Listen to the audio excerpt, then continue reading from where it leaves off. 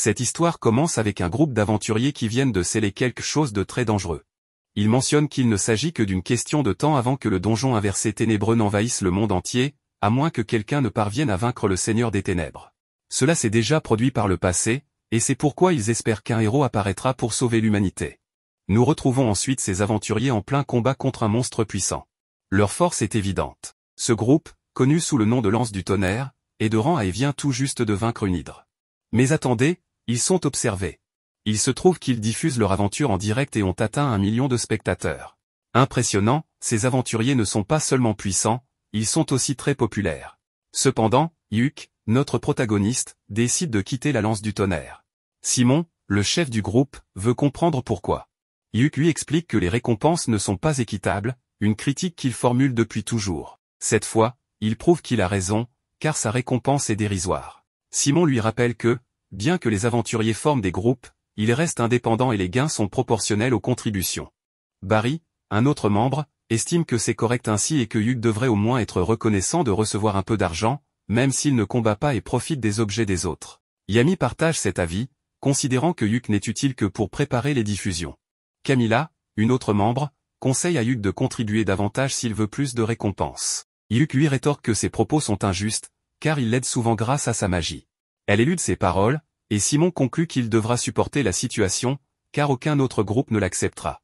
De plus, Simon lui reproche d'avoir atteint le rang B grâce à une faveur d'une amie d'enfance et que Lance du Tonnerre, un groupe de rang A, l'a accepté par pitié. Cela montre qu'il se moque de son départ, car il n'a aucune importance pour eux. Humilié, Yuk décide de partir. Le chef lui laisse une dernière chance de revenir sur sa décision, mais Yuk reste ferme. Nous découvrons alors la ville de Clovey, surnommée la Cité des Aventuriers. C'est une ville prospère, dotée de nombreuses avancées technologiques. Au sein du guilde, Yuk rencontre la réceptionniste nommée Mamar. Yuk lui annonce qu'il cherche un nouveau travail, ce qui la surprend, puisqu'il appartient normalement à son groupe habituel. Il lui explique qu'il a décidé de partir, ce qui ne choque pas Mamar, car, selon elle, il est courant que des tensions surviennent dans les groupes. Elle lui remet un formulaire à remplir. Nous apprenons alors que Yuk a 20 ans, qu'il est mage rouge et alchimiste de rang B. Il possède des talents comme l'amélioration des capacités, le soutien d'équipe et il est aussi un expert en montage de stream. Une femme, toute excitée de voir Yuk, l'appelle professeur. Il s'agit de Marina, qui a reçu des cours de la part du protagoniste par le passé. Marina est curieuse de savoir ce qu'il fait et, lorsque Yuk lui explique qu'il cherche un groupe, elle trouve cela parfait. Elle aimerait qu'il rejoigne le sien. Peu après, nous rencontrons les autres membres de son équipe, dont Silk, une mage élémentaire, et Ren, une prêtresse. Elles ont également été des élèves temporaires de Yuk. Les 3 femmes n'ont aucun problème à ce qu'il se joigne à elles. Toutefois, elles s'assurent qu'il est certain de vouloir rejoindre leur groupe, car elles sont un groupe débutant de rang D. Yuk répond que cela ne le dérange pas, car dans les groupes de rang plus élevés, les missions sont souvent compliquées et nécessitent l'utilisation d'artefacts coûteux. Il ne veut plus accumuler de dettes. Tout le monde est ravi de cette nouvelle collaboration, et ils acceptent une mission qui consiste à collecter des minerais dans un donjon abandonné ressemblant à une mine. Une fois à l'intérieur, Marina prend la tête du groupe, mais Yuk lui demande de lui laisser le rôle de leader. Marina est surprise, car, en tant qu'épéiste mage, elle est censée diriger lorsque ni voleur ni éclaireur ne sont présents. Yuk reconnaît son rôle, mais il explique qu'il dispose de certains outils très utiles, bien que simples, comme une lanterne détectrice qui utilise une huile spéciale pour révéler les pièges. Même si cette huile est chère, ce n'est pas un problème pour lui, car il peut la fabriquer en tant qu'alchimiste. Il demande ensuite à Marina de couvrir l'arrière-garde, juste au cas où. Tandis qu'ils avancent, Yuk pense brièvement à ses anciens compagnons, mais soudain, il détecte une menace dangereuse au fond du donjon. Il demande à tout le monde de se préparer à combattre. Il se retrouve face à des monstres appelés Bolgres. Les filles commencent l'attaque pendant que Yuk utilise ses sorts de soutien pour renforcer les attaques et la résistance physique de Marina, ce qui lui permet d'éliminer plusieurs ennemis. Les membres de l'équipe sont stupéfaits de voir Yuk lancer 3 sorts de soutien en même temps, et ce, sans même les incanter. Cela les impressionne encore davantage lorsqu'ils se souviennent de ses capacités. Après avoir terminé le premier étage du donjon, ils vérifient l'état de chaque membre, une étape essentielle dans l'exploration des donjons. Une fois assurés que tout le monde est en bonne condition, ils poursuivent leur chemin. Ils rencontrent bientôt des mineurs cadavériques en grand nombre. Ren commence à prier pour demander de l'aide divine, tandis que les autres préparent une attaque puissante pour les éliminer en un clin d'œil. Cependant, cette attaque consomme énormément de mana, et Yuk utilise une de ses capacités pour restaurer rapidement les réserves de Ren. Les autres sont stupéfaits, car la récupération de mana est une compétence très rare et exclusive aux mages rouges. Cette capacité est si prestigieuse qu'elle garantit une place dans des groupes de rang A. Malgré cela, Yuk reste modeste, expliquant que le plus difficile est simplement d'obtenir le grimoire et d'apprendre le sort. Enfin, Yuk utilise de l'eau bénite pour recouvrir les traces des morts vivants, empêchant ainsi qu'ils ne les poursuivent. Silk est surprise par l'utilisation d'étendues d'un matériau extrêmement coûteux par Yuk. Ce dernier explique qu'il le fabrique lui-même en purifiant les cendres laissées par les morts vivants après leur disparition, bien que cette tâche soit généralement réservée aux prêtres. Les filles, impressionnées par son savoir, se réjouissent de l'avoir dans leur groupe. Yuk leur propose même d'apprendre tout ce qu'il sait, ce qui les rend encore plus heureuses. Arrivés à l'endroit où ils commenceront la recherche de minerais, le groupe décide de se reposer. Pendant ce temps, Yuk prépare quelque chose. Sortant une bourse magique, il utilise divers ingrédients pour concocter une soupe de fruits de mer fraîchement cuisinée. Ren, émerveillé par le chaudron luxueux utilisé, apprend qu'il s'agit d'un artefact magique que Yuk a trouvé dans un château. Marina, affamée, n'attend pas longtemps avant de goûter au repas. Rapidement, Yuk transforme la pose en un véritable festin miniature. Manger dans un donjon est inhabituel, mais pour Yuk, tout semble possible. Alors qu'il savoure la nourriture, Silk remarque que le plat semble imprégné de mana. Dotée d'une grande sensibilité au mana, elle demande des explications. Yuk révèle que la cuisine, pour lui, est une forme d'alchimie. Sachant qu'ils devront extraire des minerais, il a mis tout son cœur dans cette préparation pour leur donner des forces. Silk, impressionné, est sans voix, tandis que les autres savourent simplement leur repas. Le groupe atteint le 4e étage et tombe sur un roc lizard, un monstre regorgeant de minerais. Yuk utilise un sort de ralentissement pour immobiliser la créature, tandis que Marina l'attaque avec sa capacité d'épée magique, réussissant à la vaincre. Cependant, cette technique consomme énormément de mana, laissant Marina épuisée. Yuk lui conseille de continuer à s'entraîner pour gagner en endurance et restaure son mana pour qu'elle puisse se remettre en action. Il est maintenant temps d'extraire les minerais. Utilisant une pioche de rupture, Yuk commence à récolter une grande quantité de ressources pendant que les filles les collectent. Après un moment, Silk note qu'il leur en faut encore davantage. Yuk suggère de descendre au 6e étage après avoir vaincu le boss du niveau, une idée qui effraie le groupe.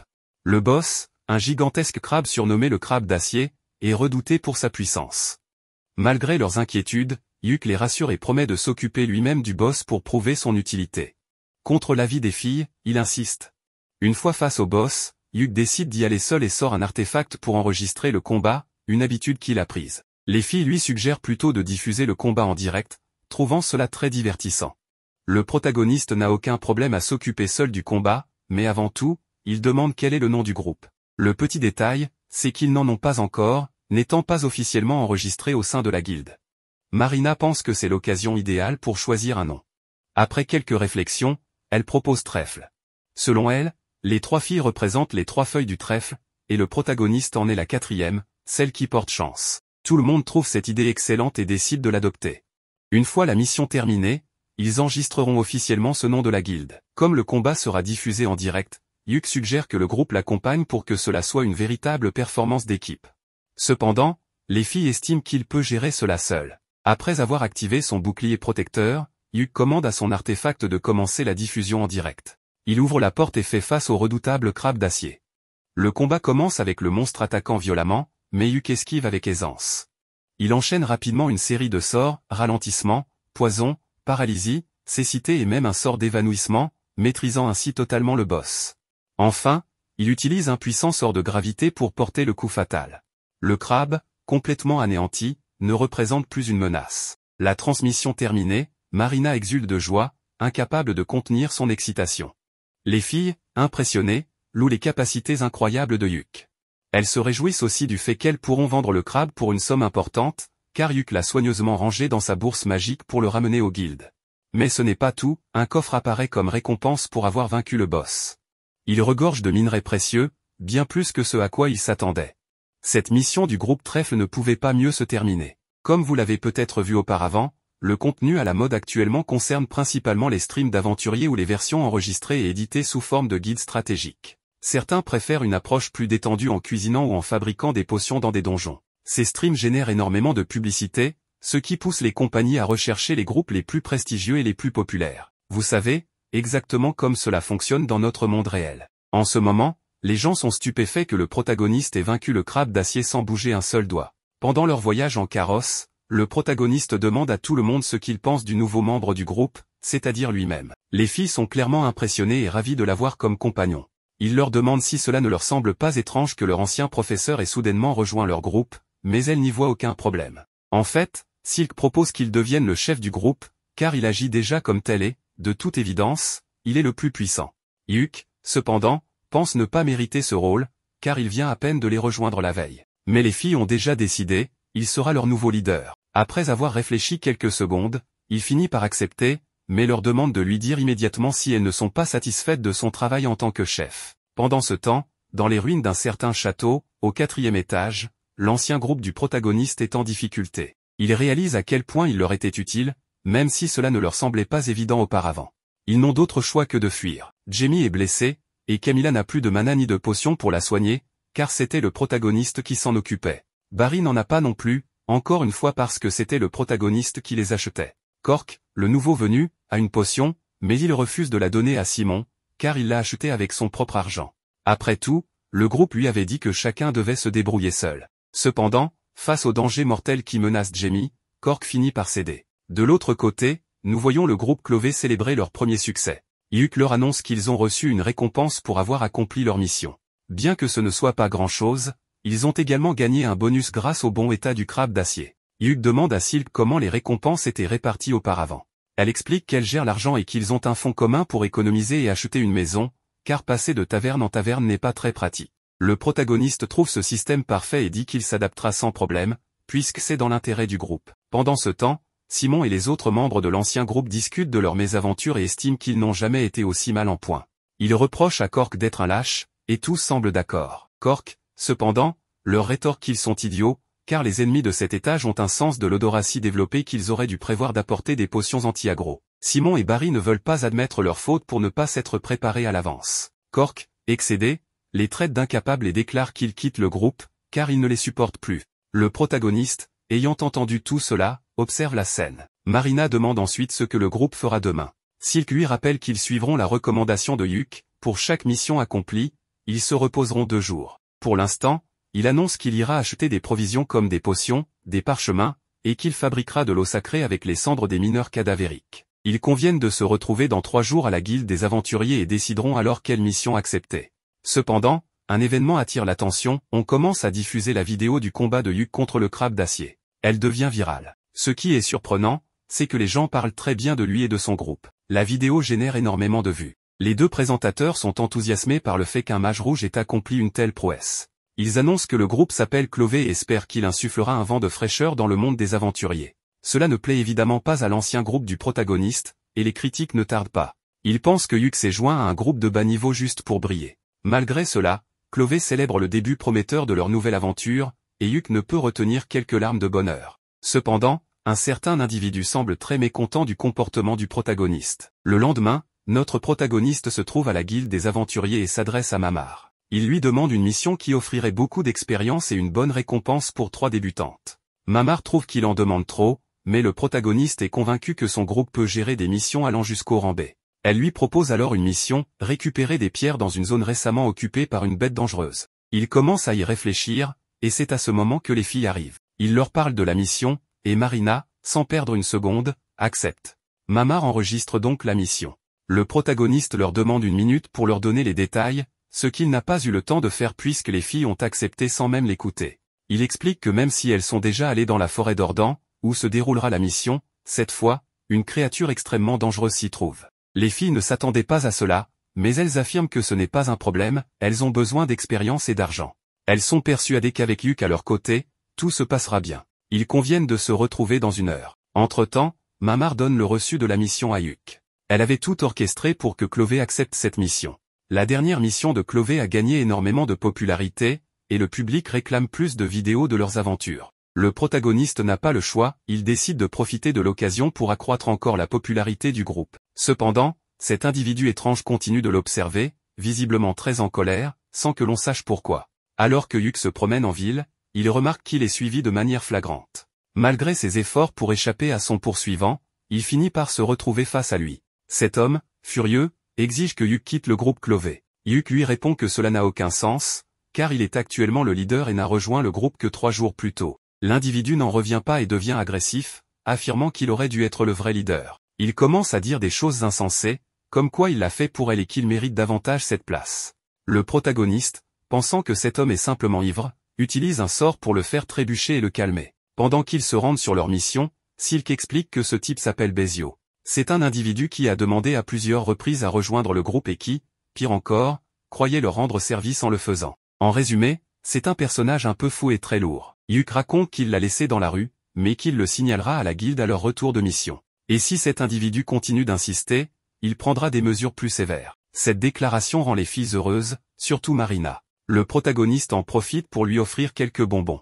En examinant les détails de la mission, il découvre qu'ils auront besoin de 3 pierres de la cascade de Yomom, qui devrait se trouver sur la rive du lac. Mais un obstacle se dresse devant eux, une créature dangereuse, probablement un ours, un cerf-loup ou même un sanglier, des animaux typiques des forêts. Yuk demande si elles ont déjà été dans cette forêt, et elles répondent que oui, mais qu'à l'époque, il n'y avait aucun animal dans la zone. Cette révélation alerte le protagoniste, car cette forêt devrait normalement être pleine de vie. Cela signifie qu'elles ont eu beaucoup de chance, la créature était probablement déjà là, mais elles ne l'ont simplement pas croisée. Le protagoniste décide alors d'utiliser son caméra pour enregistrer tout l'affrontement avec la bête. Même en cas de fuite, tout sera capturé. Ren demande pourquoi faire cela, et il explique qu'il est essentiel d'identifier la créature en premier lieu. Si le groupe est en danger, la guilde observera tout et enverra des renforts. Et s'ils réussissent à vaincre la bête, la vidéo servira de preuve pour réclamer leur récompense. Ils arrivent finalement à la forêt, près du lac. Yuk explique clairement que si les choses tournent mal, il ne faut pas hésiter à fuir rapidement. Ils commencent alors à enregistrer, lançant officiellement leur mission. Marina demande si elle doit aller en première ligne, car ce n'était pas le cas dans la précédente aventure. Yuk lui répond que ce n'est pas nécessaire, car il n'y a pas de piège ici, et les créatures attaquent généralement par derrière. Silk s'inquiète pour Yuk, mais il la rassure en précisant qu'il porte une armure magique qu'il a trouvée dans un donjon il y a quelque temps. Cette armure lui offre une grande protection, si bien qu'il ne sera pas facile de le mettre hors de combat. Ren confirme qu'elle s'en doutait, il s'agit d'un habit de sorcier, un équipement qui non seulement offre beaucoup de défense, mais amplifie également la magie du porteur et aide à régénérer son mana. Encore une fois, il n'y a donc pas lieu de s'inquiéter si Yuk est en arrière-garde. Ils arrivent enfin à la cascade. Yuk ordonne à son caméra de commencer l'enregistrement.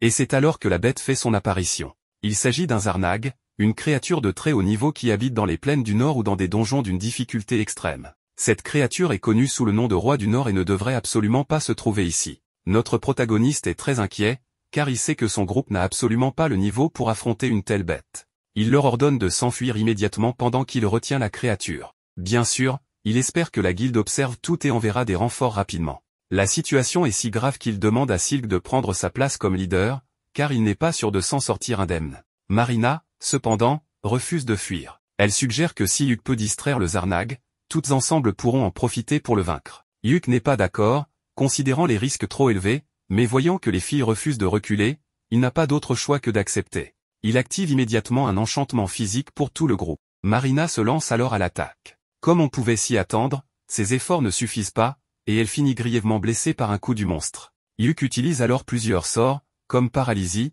ralentissement, poison, évanouissement et cécité, mais ceux-ci n'ont que très peu d'effet. Notre protagoniste commence à se demander si cette créature est un monstre unique ou si elle porte un nom spécifique. Mais la bataille continue, et il demande à Silk de lui accorder le plus de temps possible. Les filles donnent tout ce qu'elles ont, pendant que Yuk prépare un sort puissant. Il demande à Marina de reculer, et une fois prêt, il utilise sa compétence de niveau C, appelée missile prismatique. Bien que l'attaque du protagoniste ait infligé beaucoup de dégâts au monstre, ce dernier veut toujours en finir avec eux. Ren a également une carte à jouer et lance sa compétence fouet de lumière, qui est très puissante. Cependant, cela ne suffit toujours pas à le vaincre. Le protagoniste avertit Marina que c'est le moment parfait pour qu'elle porte un coup fatal. Grâce au buff qu'il lui donne, ils parviennent enfin à éliminer ce monstre redoutable. Maintenant que tout a été retransmis en direct, le stream se termine. Bien entendu, les spectateurs sont fascinés par la prestation du groupe Trèfle et ne cessent d'en parler. De retour avec le groupe, le protagoniste se sent étourdi d'avoir utilisé autant de mana pour l'attaque,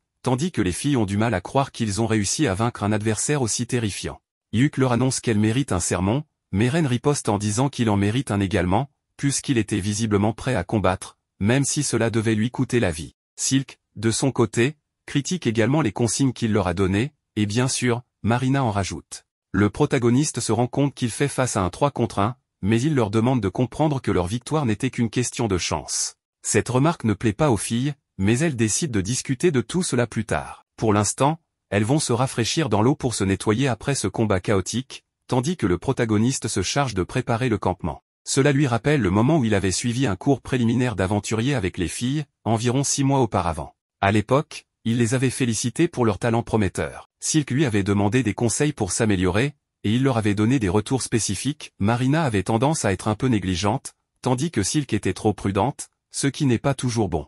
Quant à Ren, il lui avait conseillé de s'estimer davantage. Il avait aussi admis qu'elle mériterait sans doute le rendez, si elle rejoignait officiellement la guilde, ce qui les avait beaucoup réjouis. Ils s'étaient ensuite mis d'accord pour cuisiner un ragoût de lapin fraîchement capturé, en combinant la magie de Ren et les compétences du protagoniste. Dès lors, il avait vu leur potentiel en tant que groupe équilibré d'aventuriers, capable de surpasser avec le temps des groupes de niveau supérieur. Revenant au présent, Yuk avoue qu'il n'aurait jamais imaginé former un groupe avec elle. Quelques jours plus tard, Trèfle est convoqué par le maître de guilde. Yuk suppose que cela est lié à leur victoire contre le Zarnarg, le monstre qu'ils ont vaincu récemment. Les filles, perplexes, ne comprennent pas pourquoi, alors le protagoniste leur explique que cette mission était probablement destinée à des aventuriers de rang B. Mais pour une raison inconnue, elle a été confiée à des groupes de rang D. Ils pensent qu'ils vont recevoir des félicitations pour avoir vaincu le monstre, mais ils se doutent aussi qu'il y aura des mauvaises nouvelles. Finalement, le maître de guilde, Benwood, fait son apparition. Il demande à Yuk de lui donner tous les détails sur ce qui s'est passé. Cependant, Yuk lui répond qu'il l'a déjà fait dans ses rapports. Benwood précise qu'il veut entendre son avis personnel sur le sujet. Les filles, intimidées, commencent à se sentir mal à l'aise, ce qui pousse le protagoniste à demander au maître de ne pas les mettre dans une telle situation.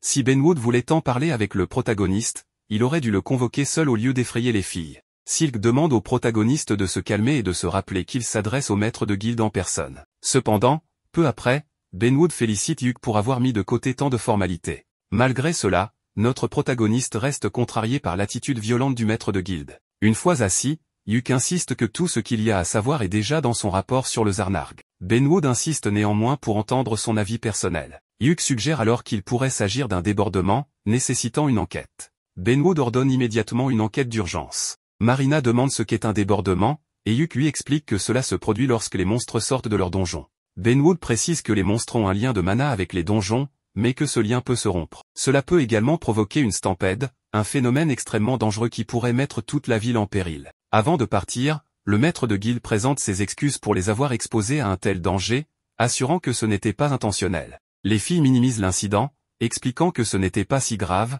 car Yuk a presque vaincu le monstre à lui seul grâce à sa magie. Benwood reconnaît que le stream a prouvé que leur groupe est capable de grandes choses et propose de promouvoir les filles au rang C. Le protagoniste demande s'il en est sûr, et Benwood confirme qu'il souhaite également promouvoir Yuk au rang A. Il souligne que leur retransmission a montré leur puissance, notamment grâce au sort prismique missile utilisé par Yuk pour vaincre le Zarnarg. Après avoir signé les documents, tout le monde part célébrer à la taverne habituelle. Monter au rang C pour les filles et au rang A pour Yuk est un exploit remarquable. En discutant de la récompense, Yuk demande à Silk de vérifier les gains.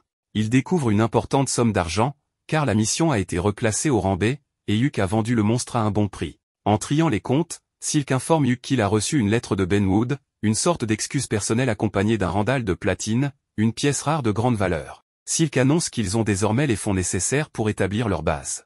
L'ambiance est donc à la célébration. Plus tard, Ren demande au protagoniste s'il a un rêve, car elles viennent de réaliser le leur et souhaite désormais l'aider à atteindre le sien. Yuk les remercie et révèle son rêve, atteindre le dernier étage du donjon des ténèbres insondables, un endroit légendaire contenant un portail vers l'abîme.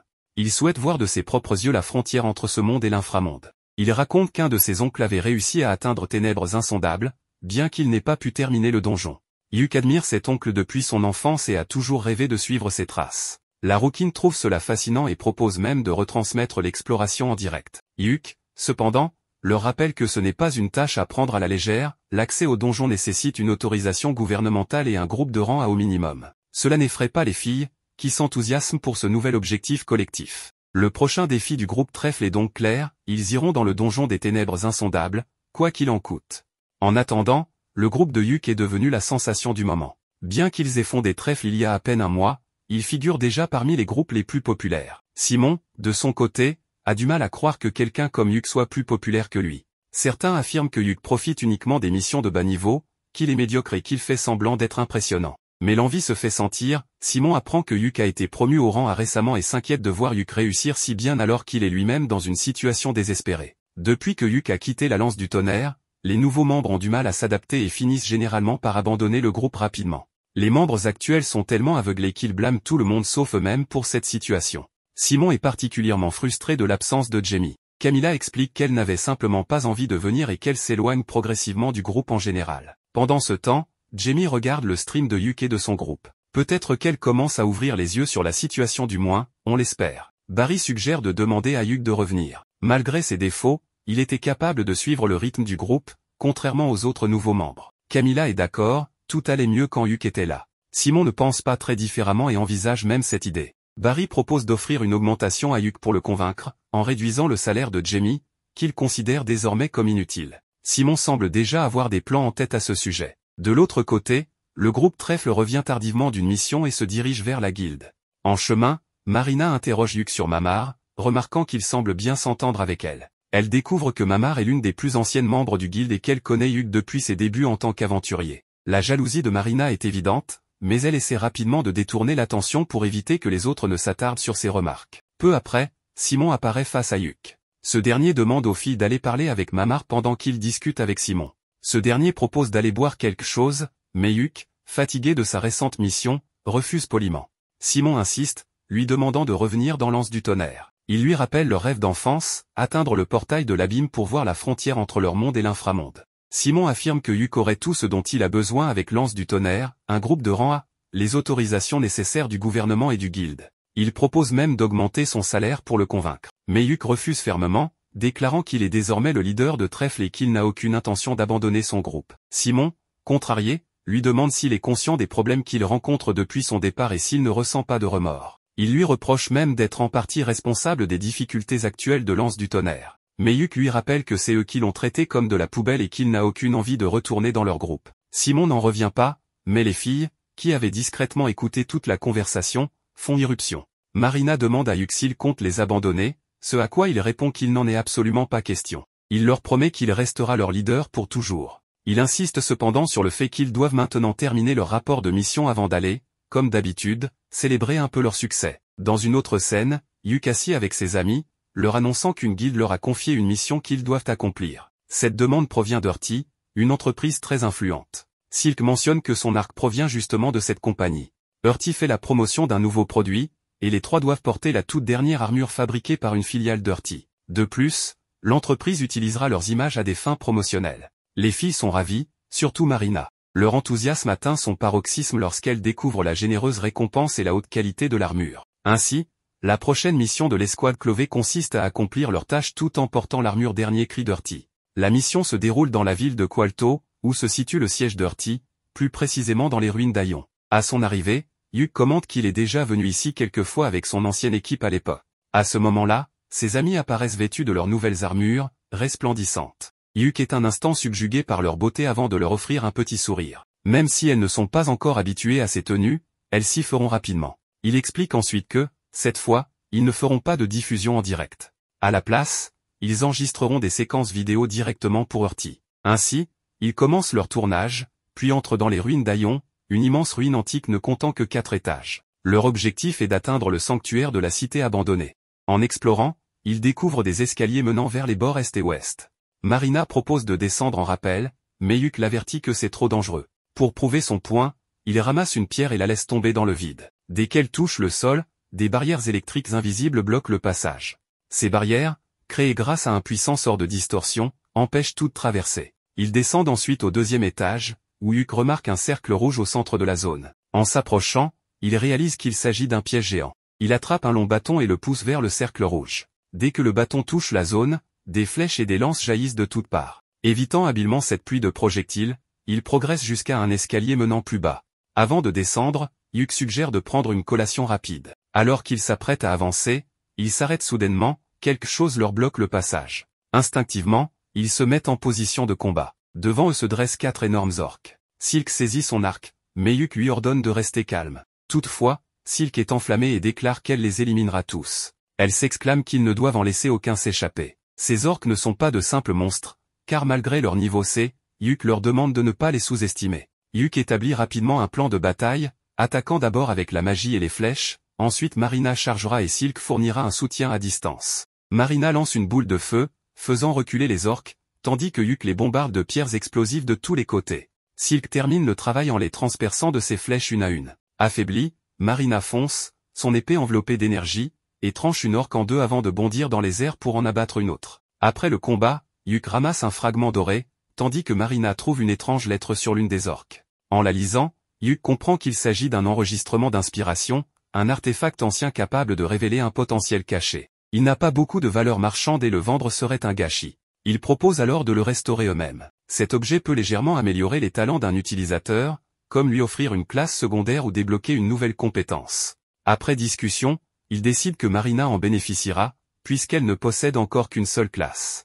Marina accepte. La scène suivante montre le groupe en train de préparer un repas bien mérité après le combat. Ils discutent des pouvoirs magiques et d'un sac enchanté capable de tout stocker. S'ils en trouvent un, ils conviennent que Silk devrait en être la première bénéficiaire. Après avoir passé en revue leurs gains et leurs pertes, ils poursuivent leur mission en montant au 3e étage. Yuk les prévient de rester sur leur garde, car ils ne savent pas d'où les monstres pourraient attaquer. Silk demande s'il y a des boss sur cet étage. Yuk répond qu'il y avait autrefois des gardiens protégeant l'entrée d'Odred, la cité abandonnée, mais aucun n'a été aperçu depuis 10 ans. Cependant, des rapports indiquent que de nombreux traqueurs d'ombre rôdent dans l'obscurité, prêts à frapper. Même s'il en a entendu parler, Yuk n'en a jamais vu de ses propres yeux. Marina lui demande à quoi il ressemble. Yuk décrit des silhouettes humanoïdes entièrement noires avec des yeux lumineux. Soudain, des créatures correspondant exactement à cette description émergent des ténèbres. Yuk est sidéré, car il n'en a pas vu depuis plus d'une décennie. Réalisant l'importance de la situation, il demande à ses amis d'enregistrer leur rencontre. Il les rassure que ces monstres ne peuvent pas traverser le corridor du moins, c'est ce qu'il croit. Mais contre toute attente, l'une des créatures franchit le corridor. Yuk ordonne immédiatement à ses amis de se préparer au combat. Il sort un parchemin d'amélioration multiple, tandis que Marina charge pour attaquer. Avant qu'elle ne puisse frapper, le monstre riposte violemment et l'envoie au sol. Ren accourt pour la soigner avec sa magie, tandis que Yuk et Silk coordonnent leurs attaques. Le monstre riposte en blessant Yuk au visage, mais il ne bronche pas et poursuit son assaut. C'est alors que la créature lance un sort de malédiction sur lui, le plongeant dans l'inconscience. Avec Yuk hors de combat, les filles prennent les choses en main. Ren brandit sa lance et attaque, tandis que Silk prépare ses enchantements. Soudain, Silk sent que le monstre s'apprête à frapper Marina. Réagissant vite, elle demande à Ren de lancer une bénédiction sacrée sur Marina, qui est ainsi protégée juste à temps. Déterminée, Ren déchaîne un puissant sort de zone pour en finir, mais avant que son attaque n'atteigne la cible, le monstre disparaît pour réapparaître juste devant Silk, lui tirant une salve d'énergie noire. À cet instant, Yuk reprend conscience et active un parchemin de protection lumineuse, faisant s'écraser le monstre au sol. Saisissant l'opportunité, Yuk et ses amis attaquent ensemble sans relâche. Après un combat intense, la créature est enfin vaincue. Le groupe célèbre leur victoire et Yuk remercie ses amis, admettant qu'ils n'auraient pas pu réussir seuls. Ren souligne que le monstre ne devrait pas avoir pu traverser le corridor, ce qui les intrigue. Yuk décide qu'ils doivent terminer leur mission avant d'approfondir cette question. Enfin, ils atteignent les portes d'Odred, la cité abandonnée d'Aion, marquant la fin de leur aventure pour aujourd'hui. De retour à la guilde des aventuriers de Qualto, Yuk soumet son rapport et leurs images. La guilde demande une réunion avec son équipe après avoir entendu parler du traqueur d'ombre. En attendant, ils prennent 2 jours de repos bien mérités. Les filles sont ravies, elles veulent explorer la ville, découvrir ses artefacts et visiter le célèbre jardin botanique. Yuk leur promet de les accompagner où elles le souhaitent. Puis, repérant un restaurant, il leur propose de déguster du poulet rôti pour célébrer leur aventure. D'un autre côté, dans le canal souterrain de Moringan, nous retrouvons le groupe Thunder Pike, en train de manger dans les égouts et de se plaindre qu'ils n'ont rien de décent à manger. Ils regrettent l'époque où Yuk était là, car grâce à son étrange marmite, ils mangeaient bien mieux. Simon leur demande d'arrêter de se plaindre et leur ordonne de se préparer, car ils vont maintenant affronter les Bolgres. Barry est très confiant, et Simon lui demande s'il a préparé des potions, mais celui-ci répond qu'il n'en a pas besoin puisqu'ils ont Camilla. Cependant, cette dernière leur rappelle qu'ils ne peuvent pas toujours compter sur elle et que, de toute façon, les potions de mana sont très chères. Une dispute éclate, mais Simon leur ordonne de se taire et demande à Jamie de tout préparer pour la retransmission. Barry, de son côté, se moque d'elle en la traitant d'inutile. Un peu plus tard, on découvre que leur mission est encore un échec. Mamar les informe que leur réputation est en chute libre et que, s'ils continuent ainsi, leur rang d'aventurier sera déclassé. Il conseille alors à Simon d'accepter des missions plus faciles, lui proposant des missions de rang C. Mais Simon, indigné, lui rappelle qu'il est un aventurier de rang A. Mamar, imperturbable, lui rétorque que cela ne se reflète pas dans leurs résultats. Simon tente de se justifier en affirmant que ce n'est pas la faute de Thunder Pike, mais Mamar lui rappelle calmement qu'un échec reste un échec. Plus tard, alors qu'ils mangent, Simon reconnaît que les missions de haut niveau sont trop difficiles pour un groupe de seulement 4 personnes. Barry suggère alors de faire revenir l'homme à tout faire, Hugh. Après tout, Simon devrait être capable de le convaincre, puisqu'ils étaient amis d'enfance et que Hugh était presque comme son serviteur. Simon répond qu'ils doivent trouver quelque chose pour le faire revenir, comme aller dans les ténèbres insondables. Jamie est surprise d'entendre cela, et Simon explique que c'est le rêve de Hugh d'aller dans les ténèbres insondables.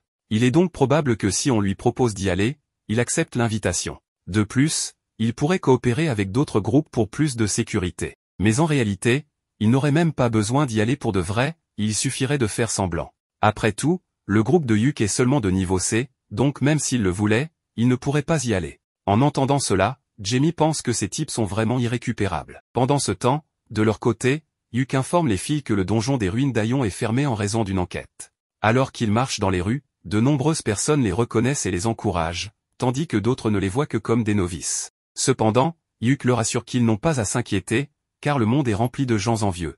Il retrouve ensuite un agent immobilier pour acheter une maison qui servira de base. Il rejette la première, car une maison à un seul étage est une cible trop facile. Mais en voyant la deuxième, Hugh est immédiatement séduit, elle possède des chambres privées, un sous-sol servant de stockage, une salle commune et un accès à la terrasse.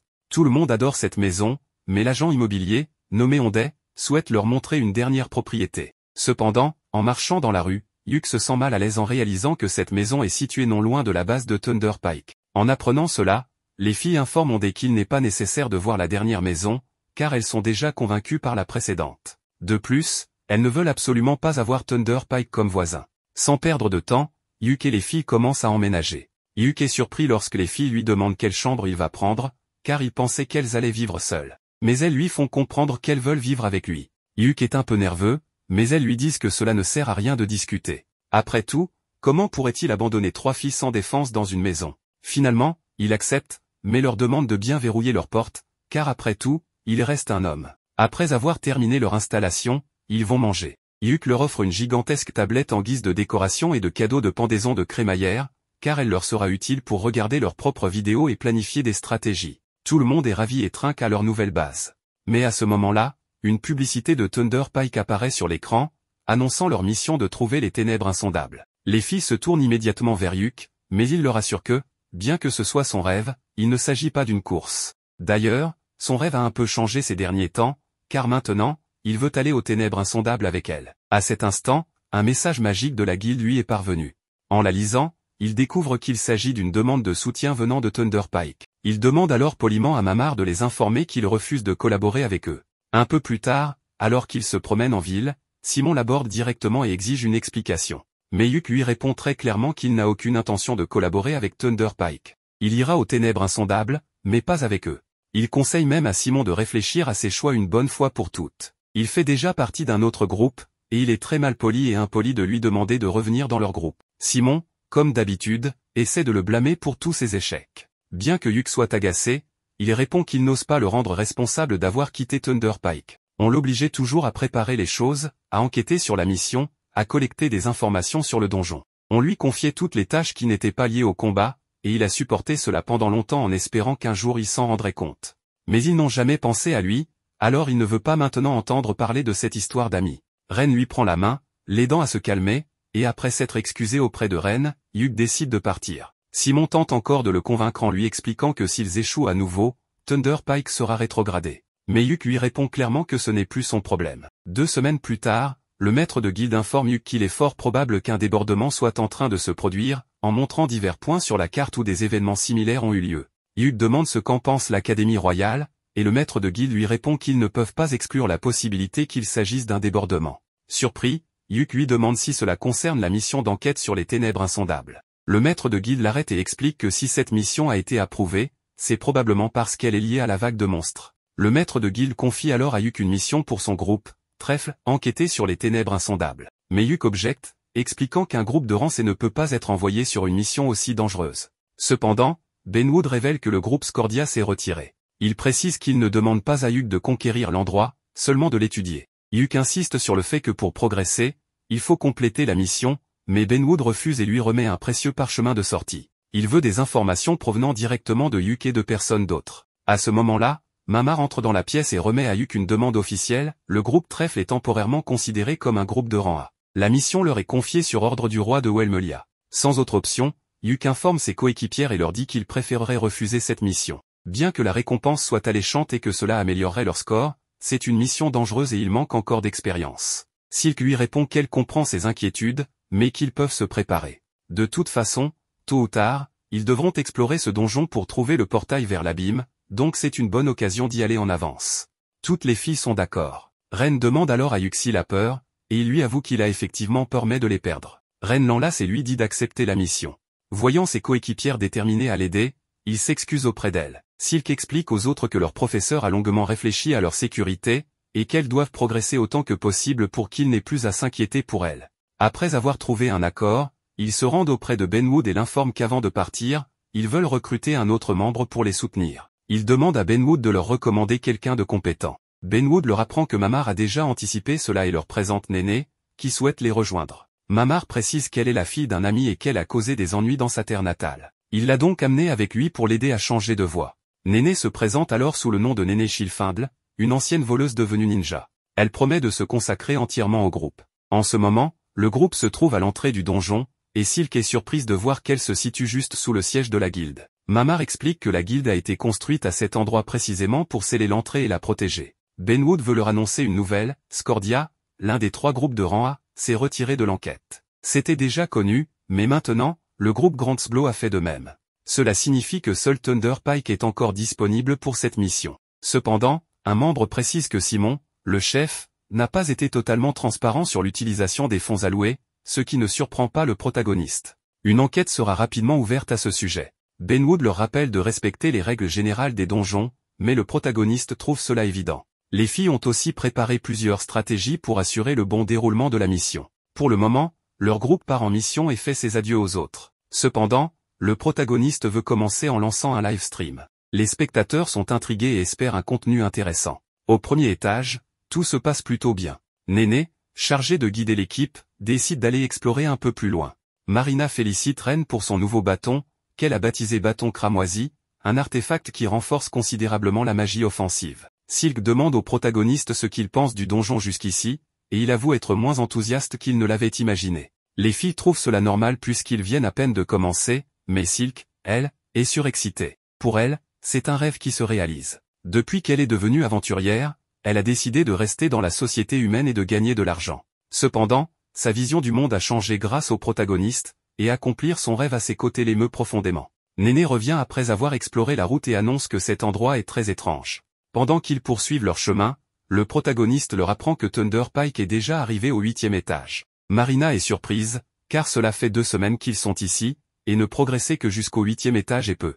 Yuk explique que l'objectif de la mission est de découvrir si quelque chose d'inhabituel se passe dans ce donjon, et non de le conquérir. Comme l'expédition est diffusée en direct, le maître de la guilde et les représentants de l'Académie royale examineront la vidéo en détail. D'après les archives de l'Académie, ce donjon est en réalité une tour souterraine. Une rumeur dit qu'il existe un escalier qui monte vers la surface. Les documents historiques indiquent que quiconque tente de monter sans emprunter ces escaliers subit des effets étranges, comme une distorsion spatiale. En résumé, la règle de ce donjon est d'utiliser les escaliers, que ce soit pour monter ou pour descendre. Soudain, Néné détecte un monstre qu'ils ne pourront pas éviter. Ils n'ont pas le choix, ils doivent combattre. Le monstre qui apparaît est étrange, et l'équipe se demande s'il s'agit d'une chimère. Yuk donne ses instructions, Ren doit lancer un sort offensif compact, Silk doit viser la tête avec son arc, et Marina doit utiliser une nouvelle technique plutôt que son épée habituelle, car leur but est d'éliminer le monstre avant qu'il ne puisse riposter.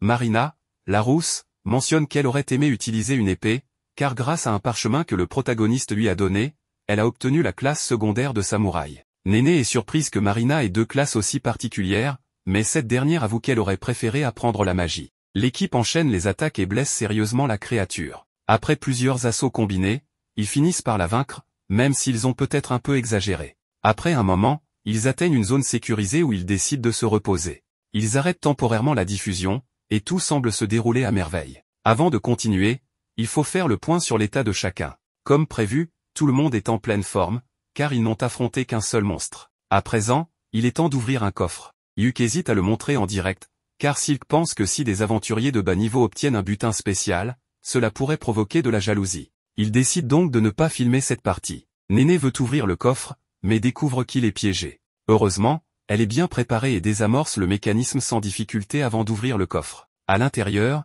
il trouve de nombreuses pierres précieuses. Le protagoniste demande à Silk de ranger les gemmes et l'or dans sa nouvelle bourse. En fouillant davantage, il découvre une bague très précieuse, mais aussi un étrange cube noir. Les filles sont intriguées et veulent savoir ce que c'est, mais il n'en est pas certain lui-même. C'est étrange, comme si l'objet attendait une réponse. Ni Néné ni lui ne comprennent vraiment ce qui se passe. Le protagoniste dit que cet objet ressemble à un bébé. Les filles meurent d'envie de le garder, mais il préfère en informer Benwood, car cela pourrait être une piste sur ce qui se passe dans ce donjon. Puis, il demande à Ren de lui tendre la main et lui remet la bague. Sur le moment, cela ressemble presque à une demande en mariage. Mais en réalité, il lui donne cette bague parce qu'il trouve qu'elle lui va comme un gant. L'anneau en question est une bague de la sagesse, qui permettra à son porteur de conserver son esprit stable en toutes circonstances. D'ailleurs, maintenant que j'y pense, quelle nécessité y avait-il à s'agenouiller pour donner la bague? Même les filles interprètent mal toute la situation. Un peu plus tard, Néné annonce avoir trouvé les escaliers menant au 2e étage. C'est une excellente nouvelle, car cela signifie qu'ils avancent plus vite que prévu. Le protagoniste la remercie, mais Néné répond que ce n'est rien, tout est grâce à cet artefact qui détecte les courants d'air et localise ainsi les sorties. Elle veut impressionner le protagoniste, mais comme il est habitué aux artefacts étranges, cela lui semble tout à fait normal. Le groupe fait à nouveau une pause, et Hugh veut savoir ce qu'il pense du donjon jusqu'à présent. Les filles trouvent le terrain étrange, mais le plus surprenant reste sans aucun doute le monstre rencontré au début, celui avec une tête de requin. Hugh est du même avis et ajoute que le coffre aussi était inhabituel. Un monstre qui ne devrait pas être à cet étage et un coffre non répertorié mérite une inspection approfondie. Les filles ne comprennent pas pourquoi il insiste là-dessus, mais le protagoniste leur demande si elles ne trouvent pas étrange qu'il y ait un coffre dans la zone sécurisée du 1er étage. Normalement, la valeur des trésors, comme la puissance des monstres, dépend de la dangerosité du niveau. Pourtant, ce coffre contenait une bague très rare et un cube sombre que personne n'a réussi à identifier clairement. Cela n'a aucun sens, mais pour le moment, ils doivent retourner à la sortie. Néné détecte alors quelqu'un, il s'agit de Thunder Pike. Simon demande au protagoniste pourquoi il n'a pas accepté sa requête s'il comptait de toute façon venir. Il lui répond que cette requête n'était qu'un moyen sournois de le recruter et qu'il est là uniquement parce que Benwood l'a envoyé en mission spéciale. Barry prévient qu'il ferait mieux de ne pas les sous-estimer, et Camilla exige des excuses, estimant que le protagoniste est ingrat. Simon n'accorde pas d'importance à tout cela, car désormais, ils sont en mission ensemble et il demande au protagoniste de lui remettre toutes les informations et objets collectés. Selon lui, puisqu'ils ont une alliance temporaire, ils doivent tout partager. Le protagoniste refuse, affirmant qu'il n'y a aucune alliance entre eux. Barry estime qu'il devrait être reconnaissant, car il lui offre une alliance malgré son rang inférieur. Camilla est du même avis et les avertit qu'ils devront travailler dur pour compenser. Les spectateurs du stream remarquent déjà la tension entre les deux groupes. Simon insiste sur le fait que le rapport devrait être géré par le groupe de rang A. Silk l'interrompt et lui demande s'il n'a pas honte d'extorquer des aventuriers de rang inférieur malgré son statut.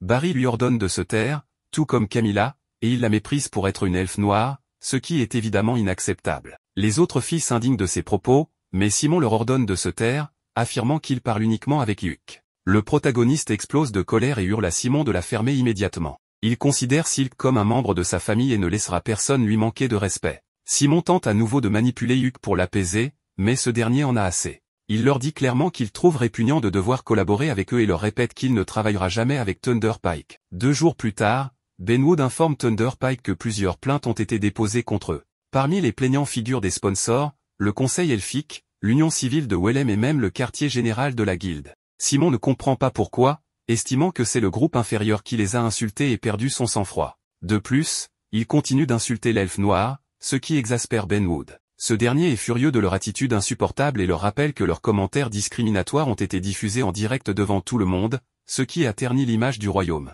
Un tel acte pourrait compliquer les relations avec le royaume des elfes. Thunder Pike doit donc faire une déclaration publique d'excuses et se préparer à perdre leur licence d'aventurier. Pire encore, en fonction des décisions prises, ils pourraient être exilés du royaume à jamais. Simon tente de se justifier en rappelant leur mission d'exploration, affirmant que sans eux, Trèfle ne pourra rien accomplir. Mais Benwood l'interrompt, en réalité, Trèfle a obtenu d'excellents résultats, contrairement à Thunder Pike, qui n'a fait que gaspiller l'argent du royaume. Plus tard, Simon est toujours enfermé dans son délire et ne comprend pas pourquoi il devrait s'excuser. Simon soupçonne Hugh de lui avoir tendu un piège, mais peu après, le gros lard qui avait harcelé les filles de Trèfle, lui propose un plan parfait pour se venger de Hugh et de Trèfle. Simon, à court d'options, demande plus de détails. Maintenant, le protagoniste demande à Marina si elle sait comment utiliser le cube noir. Elle répond que oui, qu'elle l'a découvert récemment, mais qu'elle a besoin de son aide pour y parvenir. Tous deux le tiennent, et Marina lui demande de penser à elle. Le cube la connaît déjà, donc il serait bien de lui montrer un peu de sa perspective.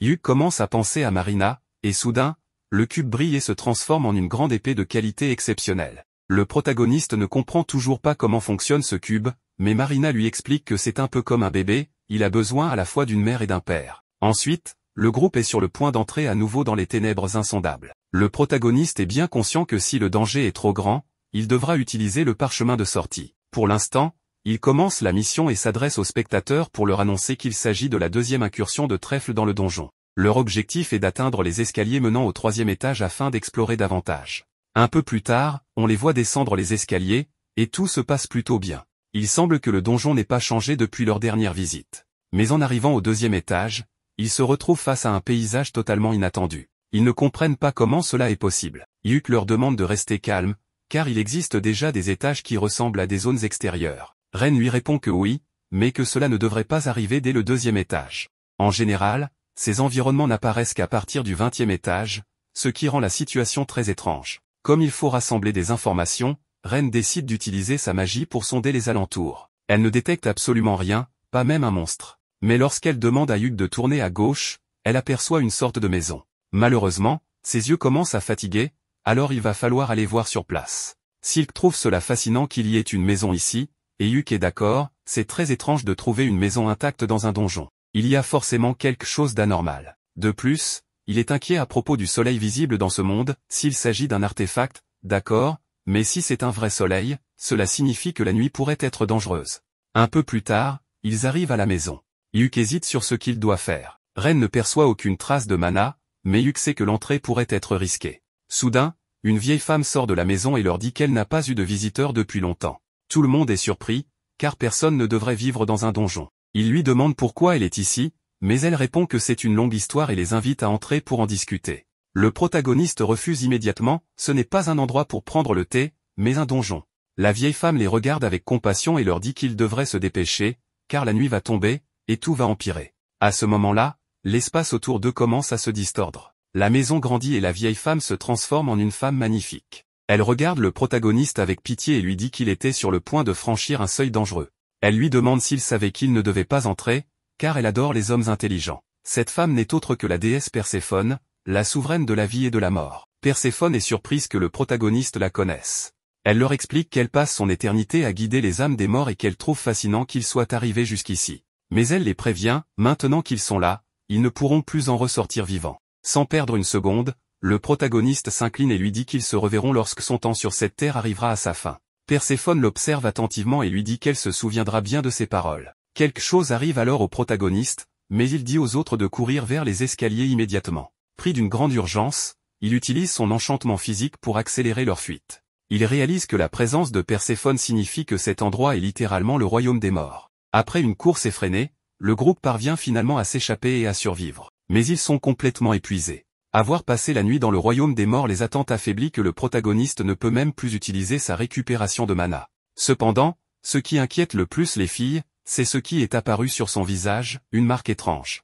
Il semble qu'il ait été maudit par Perséphone, et même Ren ne peut pas la retirer. Hyuk leur dit de ne pas s'inquiéter, il ira au temple une fois rentré chez lui. Pendant qu'il mange, Hyuk réfléchit. Il pense que cet endroit était les pleines cendres de l'épopée de Remazurka, et que les mots qu'il a adressés à Perséphone, nous nous reverrons quand mon heure viendra, sont exactement les mêmes que ceux du héros de l'épopée. C'est peut-être ce qui lui a permis de survivre. Il explique que ce royaume est un monde en dehors du leur, régi par Perséphone. Il est enfermé dans un cycle sans fin où le jour symbolise la paix et la nuit représente la mort. Cela signifie que lorsqu'ils étaient là-bas, tout était inversé, le jour et la nuit, la vie et la mort, la jeunesse et la vieillesse.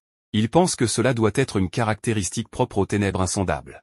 D'après lui, le portail vers l'abîme est en réalité un passage vers un autre monde. Ren lui demande quel est le lien entre cela et les ténèbres insondables. Hyuk pense que cette dernière réplique en fait le monde auquel elle est connectée. En d'autres termes, les ténèbres insondables est un donjon qui émule un autre monde. Le portail de l'abîme doit traverser plusieurs dimensions, y compris celle-ci.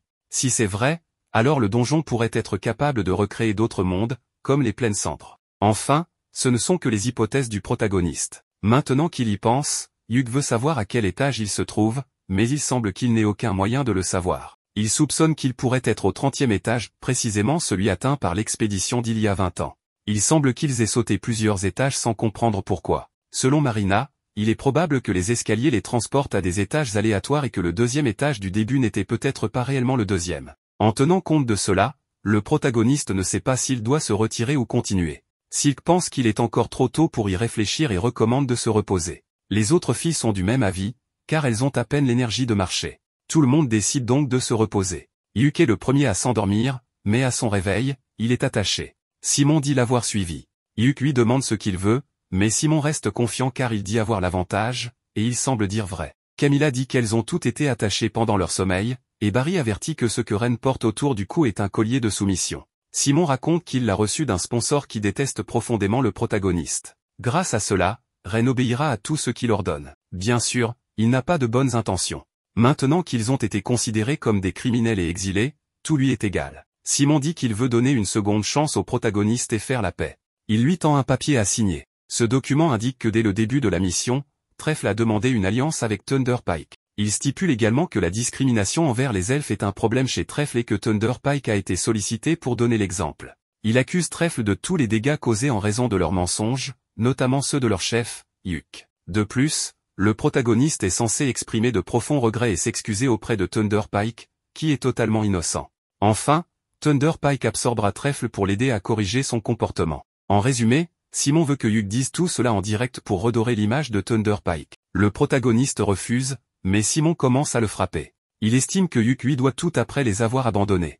Il croit toujours que Hyuk est responsable de tout ce qui leur est arrivé. Barry lui demande de se calmer, car si Hyuk meurt, rien de tout cela ne fonctionnera. Simon comprend que c'est vrai. Pour prouver qu'il est sérieux, il ordonne à Barry de tuer Silk. Cependant, avant cela, il dit vouloir s'amuser un peu avec elle. Hyuk sait que la situation va très mal tourner, alors il décide de signer le papier pour que tout le monde soit laissé en paix. Simon lui tend alors le document et de l'encre pour signer, mais soudain, un étrange tremblement se produit. Le protagoniste s'arrête, sentant que le donjon est instable, mais Simon n'en a rien à faire. Tout le monde commence à tomber, et il semble que ni le protagoniste ni les filles ne vont s'en sortir. Heureusement, Jamie utilise un sort pour amortir leur chute. Cet événement est inattendu, mais le protagoniste n'hésite pas à la remercier. Simon lui demande ce qu'elle fabrique, mais des orques apparaissent soudainement.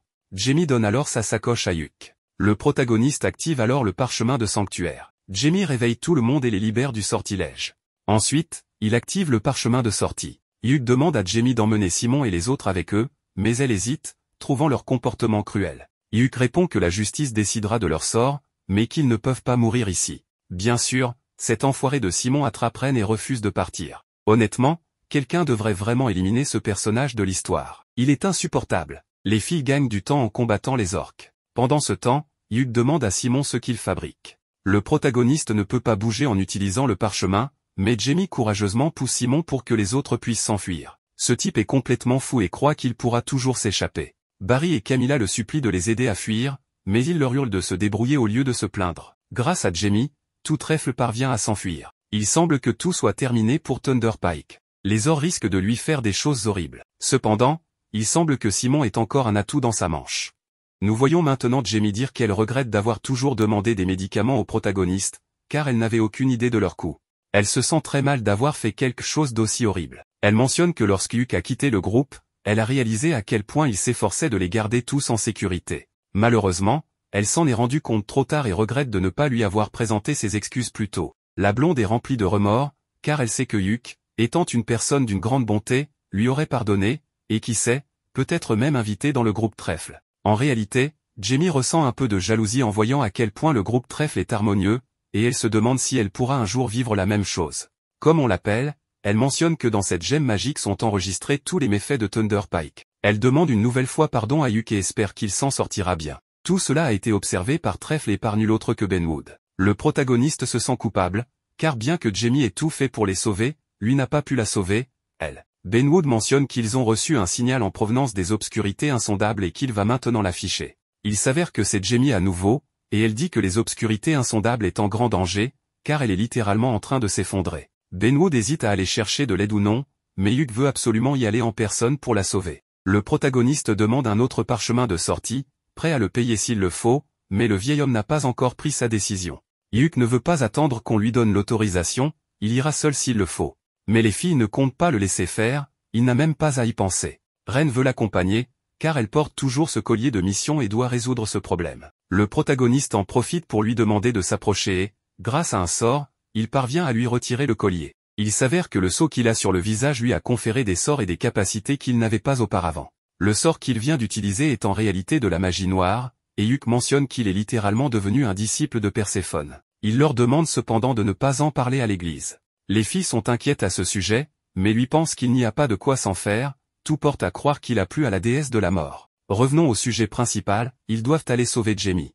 Mais juste devant la porte, un certain Bézio tente d'entrer. Il croit que Simon a rempli son objectif, mais le protagoniste lui fait comprendre qu'il se trompe. Il lui annonce que Simon est apparemment mort, mais Bézio ne le croit pas, car il était censé avoir un contrôle total sur Ren. Évidemment, celle-ci intervient et lui donne une leçon, mais le protagoniste l'arrête avant qu'elle n'aille trop loin. Il lui explique que Bézio est un marchand influent, et lui ôter la vie pourrait entraîner de graves conséquences. Il révèle qu'il est derrière tout cela, et maintenant que Ren est au courant, elle lui remet son collier de mission et le menace, s'il refait surface, il souffrira de la pire des façons. Elle lui fait également comprendre qu'elle appartient désormais au protagoniste, ce qui choque toutes les autres. Le protagoniste veut en profiter pour lui laisser un dernier cadeau, il lui lance une sorte de malédiction. Si Bézio s'approche de Ren volontairement, son sang commencera à bouillir. Mieux vaut pour lui être prudent. Durant la nuit, tout le groupe s'est réuni et a préparé tout le nécessaire pour aller secourir Jamie. Elle pense que tout est prêt, mais le protagoniste leur rappelle que l'essentiel manque encore, le parchemin de sortie. Le problème, c'est qu'ils sont rares, et personne ne sait si Benwood a pu en obtenir un par miracle. Quelqu'un frappe à la porte. Cette fois, c'est Lucène du groupe Scordia. Ce bel homme tend au protagoniste son précieux parchemin de sortie, mais avant cela, il veut savoir pourquoi diable il veut retourner dans les obscurités insondables. Le protagoniste répond que c'est pour sauver une amie qui, d'ailleurs, lui a récemment sauvé la vie. Lucène accepte cette explication et lui remet le parchemin. Pour lui, l'essentiel est que le protagoniste comprenne ce qui est réellement important pour un véritable aventurier. Néné mentionne que, selon les rumeurs, Lucène a perdu la majeure partie de son groupe dans un donjon. Une fois à l'entrée, Benwood leur rappelle que s'ils retournent dans les obscurités insondables, ils seront punis, car ils ont déjà terminé le donjon. Mais, par inquiétude, ils n'en tiennent pas compte. Le protagoniste lui annonce qu'il ne compte pas faire marche arrière. Le vieil homme veut savoir s'il pense réellement pouvoir retrouver Jamie. Le protagoniste explique que, puisque les obscurités insondables semblent être connectées à d'autres mondes, tout dépendra de s'ils auront la chance d'être envoyés au même endroit qu'elle. Enfin, en y réfléchissant mieux, Hugues se rend compte que cela ne dépend pas tant de la chance, mais plutôt du subconscient de l'aventurier. Par exemple, lorsque son oncle, Benwood et les autres sont entrés, ils avaient en tête que le donjon était linéaire, ce qui les a menés directement jusqu'à la fin. Benwood comprend maintenant, c'est pour cela que, lorsque le protagoniste y est allé avec d'autres pensées, il s'est retrouvé dans l'endroit le plus étrange de tous, le champ gris. Hugues et les autres entrent en ne pensant qu'à une seule chose, sauver Jamie. Après être entrés et avoir combattu de nombreux ennemis, ils atteignent un niveau où ils découvrent la ville de Fini complètement détruite. Ils ne tardent pas à trouver une trace de sang, et Hugues sait que si cela appartient à Jamie, elle se dirigera sans aucun doute vers la maison de son frère. En suivant la trace, il la trouve allongée au sol, mais malheureusement, elle n'est pas seule. Simon est bel et bien vivant et remercie le protagoniste de lui avoir épargné la peine d'aller le chercher. Mais Hugues sait que cet homme n'est pas Simon. En fait, Silk remarque qu'il ressemble étrangement à ce monstre sombre et harceleur d'il y a plusieurs épisodes. Le protagoniste comprend immédiatement ce qui s'est passé, parmi les artefacts donnés par Bézio, il y en avait plusieurs de dangereux, ce qui pourrait expliquer cette transformation. Simon, ou du moins ce qu'il reste de lui, veut que Hugues s'excuse et attaque immédiatement. Le protagoniste active ses buffs physiques, et Marina est la première à l'affronter. Le problème est que Simon semble posséder une régénération surhumaine, ou plutôt, il est littéralement immortel. Profitant de cette capacité, il veut tout prendre à Hugues, y compris ses compagnons. Le protagoniste utilise un parchemin de bouclier de lumière et sait qu'il doit éliminer Simon au plus vite, sinon il ne pourra pas sauver Jamie. Tout le groupe l'attaque en même temps, lui infligeant de graves blessures, mais Simon se régénère à une vitesse absurde. Il promet de se venger de Hugues pour l'avoir abandonné, le tenant toujours responsable de son sort. Hugues se souvient de son ami Simon d'autrefois, quand tout était différent. Malgré cela, il récite un puissant sort et lui lance un missile prismatique, le condamnant à subir ce pouvoir pour l'éternité. Le corps de Simon commence à se déformer de façon horrible. Le protagoniste lui explique que ce sort restera actif jusqu'à sa mort, car il a été modifié en utilisant la malédiction de Perséphone. Ren essaie de soigner Jamie, mais malgré les potions utilisées, sa blessure ne se referme pas. Jamie explique que c'est à cause de l'effet de l'épée de Simon, en d'autres termes, elle est condamnée. Elle semble avoir accepté son sort, mais Hugues refuse de la laisser mourir. En utilisant la marque de Perséphone, il active une capacité rare qui referme complètement sa blessure, bien qu'il s'évanouisse après. Ren confirme que Jamie est hors de danger, une excellente nouvelle. Il est temps de rentrer, mais un groupe entier de Shadow Stalkers arrive pour achever Simon. Cette fois, Yuk n'a pas l'intention de lui venir en aide. C'est un adieu définitif à Simon, ou du moins à l'ami qu'il était autrefois. Une semaine plus tard, Benwood informe le groupe que, même involontairement, il doit punir Trèfle. Ils perdront des points et ne pourront pas faire de mission pendant un mois. Mais ce n'est pas tout, Benwood lui-même subira une retenue de salaire pendant 3 mois pour ne pas avoir mieux encadré ses aventuriers. Quant à Jamie, ancienne membre de Thunder Pike, sa licence d'aventurière est révoquée, et elle ne pourra pas en faire la demande avant 1 an. Surprise, elle s'attendait à une sanction plus sévère, voire à être exilée. Cependant, Mamar lui explique que, comme elle a fourni des informations sur Thunder Pike et qu'il a été confirmé qu'elle n'était pas impliquée dans les rumeurs contre Silk, elle n'a pas reçu une punition aussi lourde. Dans la rue, Jamie demande à Yuk s'il a plaidé en sa faveur. Il avoue que oui, mais que c'est finalement le royaume et la guilde qui ont pris la décision. Elle lui présente encore une fois ses excuses, mais Yuk lui dit d'arrêter,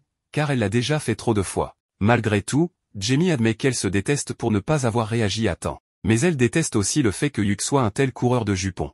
Elle se demande si elle pourra changer un jour, mais Yuk pense qu'elle l'a déjà fait, vu qu'il parle normalement en ce moment même. De son côté, le protagoniste se dit qu'il aurait dû changer les choses plus tôt, car leur situation aurait pu être bien différente. Jamie insiste sur le fait que tout était la faute de Simon et des autres, et qu'il ne doit pas se sentir coupable. Yuk accepte ses paroles et lui fait ses adieux. Il est temps pour elle de rentrer chez son frère, tandis que lui doit retourner auprès de son groupe.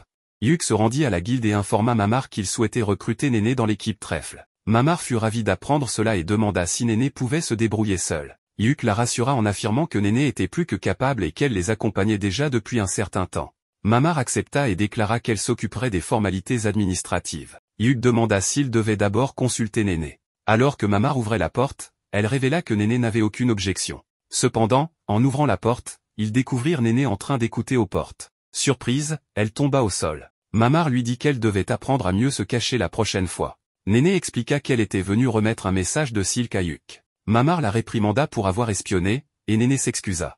Yuk lui demanda ensuite son avis puisqu'elle avait déjà entendu toute la conversation. Néné avoua qu'elle voulait demander la permission de les rejoindre mais qu'elle craignait de causer des problèmes. Yuk la rassura en lui affirmant que cela ne posait aucun souci et qu'il comptait sur elle. Il lui tendit alors la main, ce qui ravit Néné, qui la serra avec enthousiasme à plusieurs reprises. Mamar avertit Néné de ne pas causer de problème à l'équipe. Néné promit qu'elle accomplirait ses tâches avec sérieux. Mamar prit ensuite Néné dans ses bras, lui disant qu'elle lui manquerait et qu'elle se sentirait seule sans elle. Elle lui demanda d'écouter Yuk, car il était désormais son chef, et lui confia entièrement sa responsabilité. Yuk acquiesça et emmena Néné avec lui. En sortant, Yuk lui demanda quel était le message qu'elle devait lui transmettre. Elle lui remit une lettre et lui dit qu'il comprendrait en la lisant. Après avoir lu la lettre, Yuk suggéra d'aller voir Jamie. Jamie était en train de ranger des livres sur les étagères de la bibliothèque à l'aide de sa magie lorsque Yuk et Néné entrèrent. Yuk la complimenta sur son efficacité, et Jamie répondit humblement que ce n'était rien d'extraordinaire. Elle fit ensuite remarquer à quel point la pièce était devenue en désordre. Yuk expliqua que Benwood l'avait laissée ainsi après avoir laissé la salle sans utilisation. Jamie estima qu'il lui faudrait une semaine pour tout remettre en ordre, ce qui surprit Néné. Jamie expliqua qu'elle travaillerait dur et qu'une semaine lui semblait un délai raisonnable. Néné s'étonna, avouant qu'il lui faudrait des mois pour y parvenir. Jamie remercia ensuite Yuk d'avoir demandé au chef de la guilde de lui permettre de travailler là pour aider à financer le traitement de son frère Tech. Yuk s'enquit de la santé de son frère, et Jamie répondit avec joie que grâce aux médicaments fournis par Yuk, Tech allait beaucoup mieux. Elle lui exprima sa gratitude et demanda s'il avait besoin de quelque chose d'autre. Yuk lui annonça que Silk l'avait invité à dîner ce soir pour une discussion importante. Jamie demanda de quoi il s'agissait, mais Yuk avoua ne pas en être certain. Cependant, il fit remarquer que son service touchait à sa fin, ce qui tombait à point nommé. Jamie accepta sans hésiter. Alors qu'ils marchaient ensemble, Jamie remarqua que la ville n'accumulait pas de neige. Néné mentionna qu'elle n'aimait pas le froid et préférait la chaleur. Yuk se remémora son village natal, couvert de neige, et se rappela des jeux avec Simon et ses enfants. Il s'arrêta soudainement, ayant une pensée soudaine. Jamie et Néné remarquèrent son trouble, et Jamie fit remarquer que ses pensées étaient clairement visibles sur son visage. Néné ajouta que les autres filles s'inquiétaient aussi pour lui. Jamie le rassura en lui disant que quoi qu'il pense, cela lui correspondait, car il avait tendance à être imprudent. En arrivant chez eux, Yuk tint la porte ouverte et invita les filles à entrer en disant « Les dames d'abord ». Jamie trouva son geste inhabituel et plaisanta en disant qu'il devrait aussi leur ouvrir la porte de manière plus élégante. En entrant, elles furent surprises par une pluie de décorations. L'équipe annonça avec enthousiasme que Jamie et Néné étaient officiellement acceptés dans Trèfle. Les deux filles furent ravies. Néné déclara avec joie qu'elle faisait désormais partie de l'équipe. Jamie accusa Hugh de les avoir trompés, et il lui demanda timidement pardon avant de les inviter à l'intérieur. Tandis que Néné rejoignait l'équipe avec enthousiasme, Jamie hésita à franchir le seuil. Hugh lui demanda si elle n'était pas satisfaite de la décision. Jamie assura qu'elle en était ravie mais qu'elle avait l'impression de leur avoir causé trop de soucis. Silk s'approcha et devina qu'elle faisait référence à Thunder Pike. Jamie admit que Simon avait été cruel, Barry encore pire, et que Camilla l'avait méprisée. Elle avait l'impression d'être aussi insignifiante qu'eux. Silk la rassura en lui disant que tout cela appartenait au passé et qu'elle faisait désormais partie de leur équipe. Elle lui rappela qu'elle leur avait sauvé la vie. Le reste de l'équipe se rassembla autour d'elle, lui prenant les mains et lui affirmant qu'elle était l'une des leurs et qui lui devait la vie. Ils reconnurent aussi ses compétences en tant qu'éclaireuse et son importance pour l'équipe. Hugh lui dit que le passé était derrière eux et qu'ils avanceraient ensemble en tant qu'équipe. Jamie, bouleversé, acquiesça et se mit à pleurer. Les filles l'entourèrent immédiatement d'une étreinte chaleureuse. Hugh déclara qu'il était temps de célébrer, et ils préparèrent un festin. Il annonça qu'il fêterait l'intégration officielle de Néné et Jamie à l'équipe. Maria fit remarquer qu'ils étaient maintenant 6 membres et demanda si un trèfle n'avait normalement que 4 feuilles. Jamie expliqua que dans le langage des fleurs, un trèfle pouvait symboliser la gloire ou le prestige. Maria complimenta Jamie sur son intelligence, et Hugh approuva en déclarant « La gloire, ça sonne bien ». Il déclara ensuite que leur objectif serait d'élever l'équipe trèfle à de plus grands sommets. Ils trinquèrent ensemble. Plus tard dans la nuit, Hugh accompagna Jamie chez elle. Elle s'excusa de lui avoir demandé de l'accompagner. Il la rassura en disant qu'il ne pouvait pas la laisser rentrer seule la nuit. Il avoua ensuite que lorsqu'il était arrivé en ville, il avait été fasciné par sa beauté éclatante, différente de tout ce qu'il avait connu. Jamie plaisanta en lui demandant si son opinion avait changé. Ils évoquèrent ensemble leurs souvenirs et réalisèrent combien ils avaient évolué. En rentrant chez lui, Hugh trouva Reine seule. Elle lui expliqua que les autres aidaient Néné à déménager ses affaires de chez Mamar. Hugh fut surpris qu'il n'ait pas attendu le matin, mais Reine expliqua qu'ils étaient pressés. Elle mentionna aussi qu'elle avait perdu à pierre-feuille-ciseaux et devait donc faire la vaisselle seule. Hugh lui proposa de l'aider à essuyer les assiettes. Pendant qu'ils travaillaient ensemble, Reine plaisanta en disant qu'il ressemblait à un jeune couple marié. Embarrassé, Hugh faillit laisser tomber une assiette. Un mois plus tard, Hugh se rendit à la guilde, où Mamar lui annonça une nouvelle surprenante, un nouveau donjon avait été découvert, une première depuis 10 ans. La nouvelle mission qui se profilait allait changer l'avenir de l'équipe trèfle. De retour à la maison, Hugh croisa Maria, qui devina immédiatement qu'il avait obtenu une nouvelle mission. Hugh fut choqué de la rapidité avec laquelle elle l'avait compris. Maria lui dit avec assurance qu'elle le connaissait trop bien. Hugh demanda ensuite des nouvelles des autres, et Maria l'informa que Silk était dans sa chambre, Reine prenait un bain, et qu'elle-même se rendait à la guilde pour rencontrer Jamie. Reine apparut bientôt, les cheveux encore mouillés, et demanda à Hugh de l'aider à les sécher. Alors qu'il s'exécutait, elle lui demanda s'il leur avait trouvé une nouvelle mission. Hugh confirma et mentionna que Maria était déjà au courant. Reine décida de faire une sieste avant le dîner pour être bien reposée. Peu après, Silk rejoignit Hugh, lui apportant une boisson chaude car il faisait froid dehors. Elle supposa également immédiatement qu'il avait trouvé une nouvelle mission. Hugh fut déconcerté par la façon dont tout le monde semblait savoir avant même qu'il n'annonce quoi que ce soit. Silk le rassura en disant que cette mission semblait bénéfique pour Trèfle, et elle se porta volontaire pour l'aider à planifier. Elle insista également pour que personne d'autre que lui ne dirige leur équipe. Hugh admit qu'il ne connaissait pas encore tous les détails, mais Silk pouvait déjà dire qu'il avait décidé de l'accepter. Hugh confirma qu'il prévoyait de prendre la mission, mais qu'il devait d'abord recueillir plus d'informations.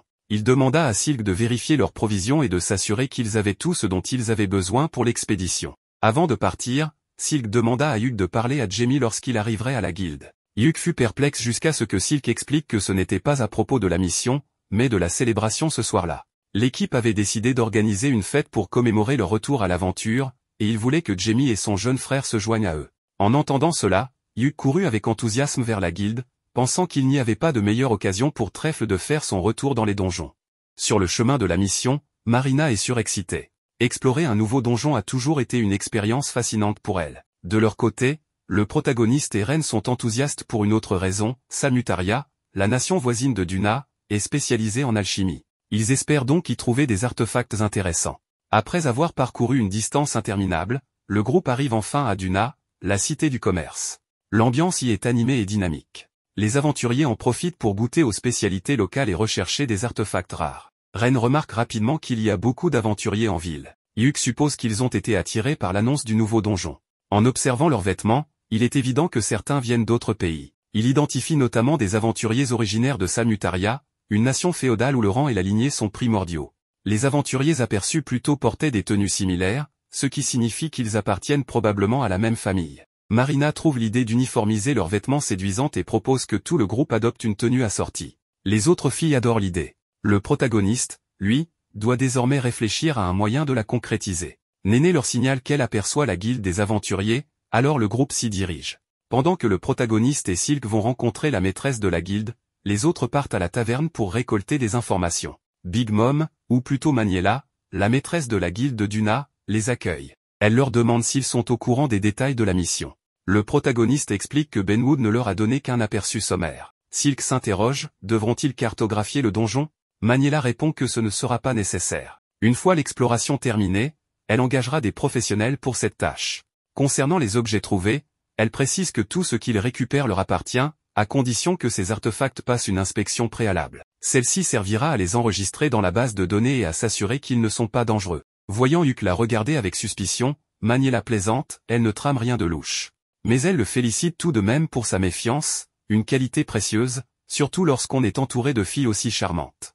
Le protagoniste s'excuse, mais Maniela n'en prend pas ombrage. Désormais, ils sont partenaires d'affaires. Elle veut savoir quand ils comptent entrer dans le donjon. Silk propose qu'ils se reposent d'abord quelques jours après ce long voyage. 3 jours plus tard, ils s'aventureront enfin dans le donjon. Maniela approuve, c'est une sage décision. Elle comprend mieux pourquoi Benwood les tient en si haute estime. Elle demande alors au protagoniste s'il sait qui elle est. Évidemment, Huck n'en a aucune idée. Elle lui révèle alors qu'elle faisait partie d'Anubis et a été la première à atteindre le dernier étage des ténèbres insondables. En résumé, l'oncle du protagoniste était son collègue. Maniela veut voir de quoi il est capable. En attendant, elle leur remet une carte indiquant un logement que la guilde leur a réservé. En chemin, Silk avoue avoir été nerveuse face à Maniela. Le protagoniste aussi, elle imposait le respect. Heureusement, elle s'est montrée bienveillante et leur a même trouvé un logement sans qu'ils ne le demandent. C'est un soulagement, ils économiseront du temps et pourront explorer plus facilement la ville. Pendant ce temps, à la taverne, Marina semble avoir des ennuis. Le protagoniste s'approche pour comprendre la situation. Des étrangers, parlant salmutarien, insistaient pour que les filles leur servent à boire. Improvisant, le protagoniste leur parle dans leur langue et affirme que toutes ces filles sont ses épouses et qu'il les comble d'amour chaque nuit. En réalité, il voulait simplement dire qu'elles sont sa famille. Mais son manque de maîtrise du langage le laisse incertain quant à ce qu'il a réellement dit. Quoi qu'il en soit, la tension retombe et les étrangers s'éloignent. Marina explique qu'un des hommes a tenté de lui toucher l'épaule. Ren lui a aussitôt infligé une correction magique. Huck est soulagé d'être arrivé à temps. Sinon, qui sait ce qui aurait pu se passer? Le protagoniste explique que Salmutaria est un pays où les hommes dominent les femmes, ce qu'il désapprouve totalement. Mais c'est leur culture. Marina se demande alors pourquoi ces hommes sont partis aussi vite. Silk trouve cela intriguant. D'après leurs coutumes, ils auraient dû réagir avec plus de violence. Le protagoniste pense que c'est lié à leurs croyances.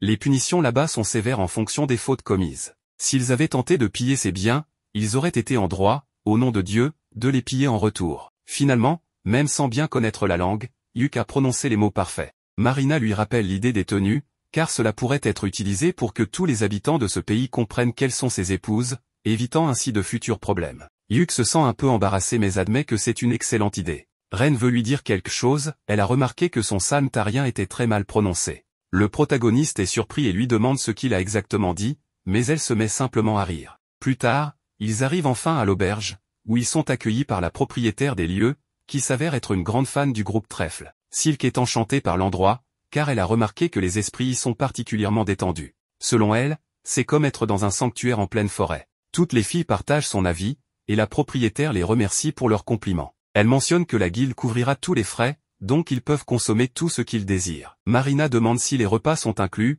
et la propriétaire lui répond que oui, elle peut manger autant qu'elle le souhaite. Elle ajoute d'ailleurs qu'elle l'a vu dans un stream, où elle mangeait énormément, ce qui plonge la pauvre rousse dans l'embarras. De plus, la propriétaire leur révèle que l'auberge leur est entièrement réservée pendant leur séjour en ville, et elle les invite à se sentir à l'aise. Silk la remercie chaleureusement, expliquant qu'elle n'aurait pas pu se sentir plus à l'aise, surtout pour une première visite ici. Ensuite, la propriétaire leur rappelle qu'ils peuvent choisir leur chambre, mais elle souhaite aussi leur montrer l'attraction principale de l'auberge, des bains thermaux, une scène incontournable dans tout anime. Plusieurs membres du groupe ne savent pas ce que c'est, alors Néné leur explique qu'il s'agit d'eau chaude naturelle qui jaillit de la terre et possède des propriétés curatives. Au début, certains hésitent à s'y baigner, mais ils finissent par s'y plonger. Après cela, ils profitent d'un bon repas, et Marina est aux anges. Elle irait même jusqu'à envisager de s'installer ici définitivement. 2 jours après, le protagoniste leur annonce que le lendemain, ils entreront dans le nouveau donjon, et qu'ils doivent donc revoir leur plan d'action. L'idée est de suivre la même approche que dans la crypte des ténèbres insondables, ils retransmettront en direct leur avancée,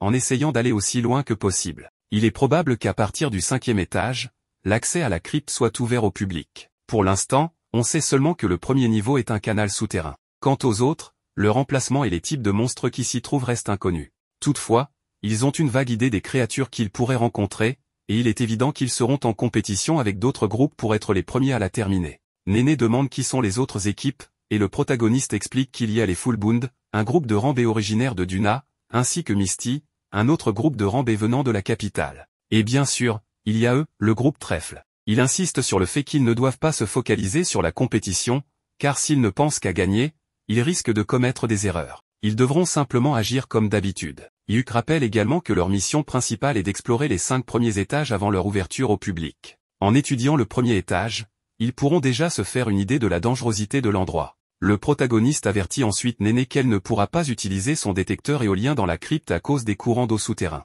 Il risque d'être trop imprécis, alors il lui demande de se charger de l'exploration. Elle accepte, et Silk leur rappelle de bien se reposer et de se préparer correctement pour la mission. Le lendemain, une fois arrivés au lac près de la crypte, Maniela leur montre une grande cabane servant de centre de commandement, où des membres de l'Académie royale sont présents.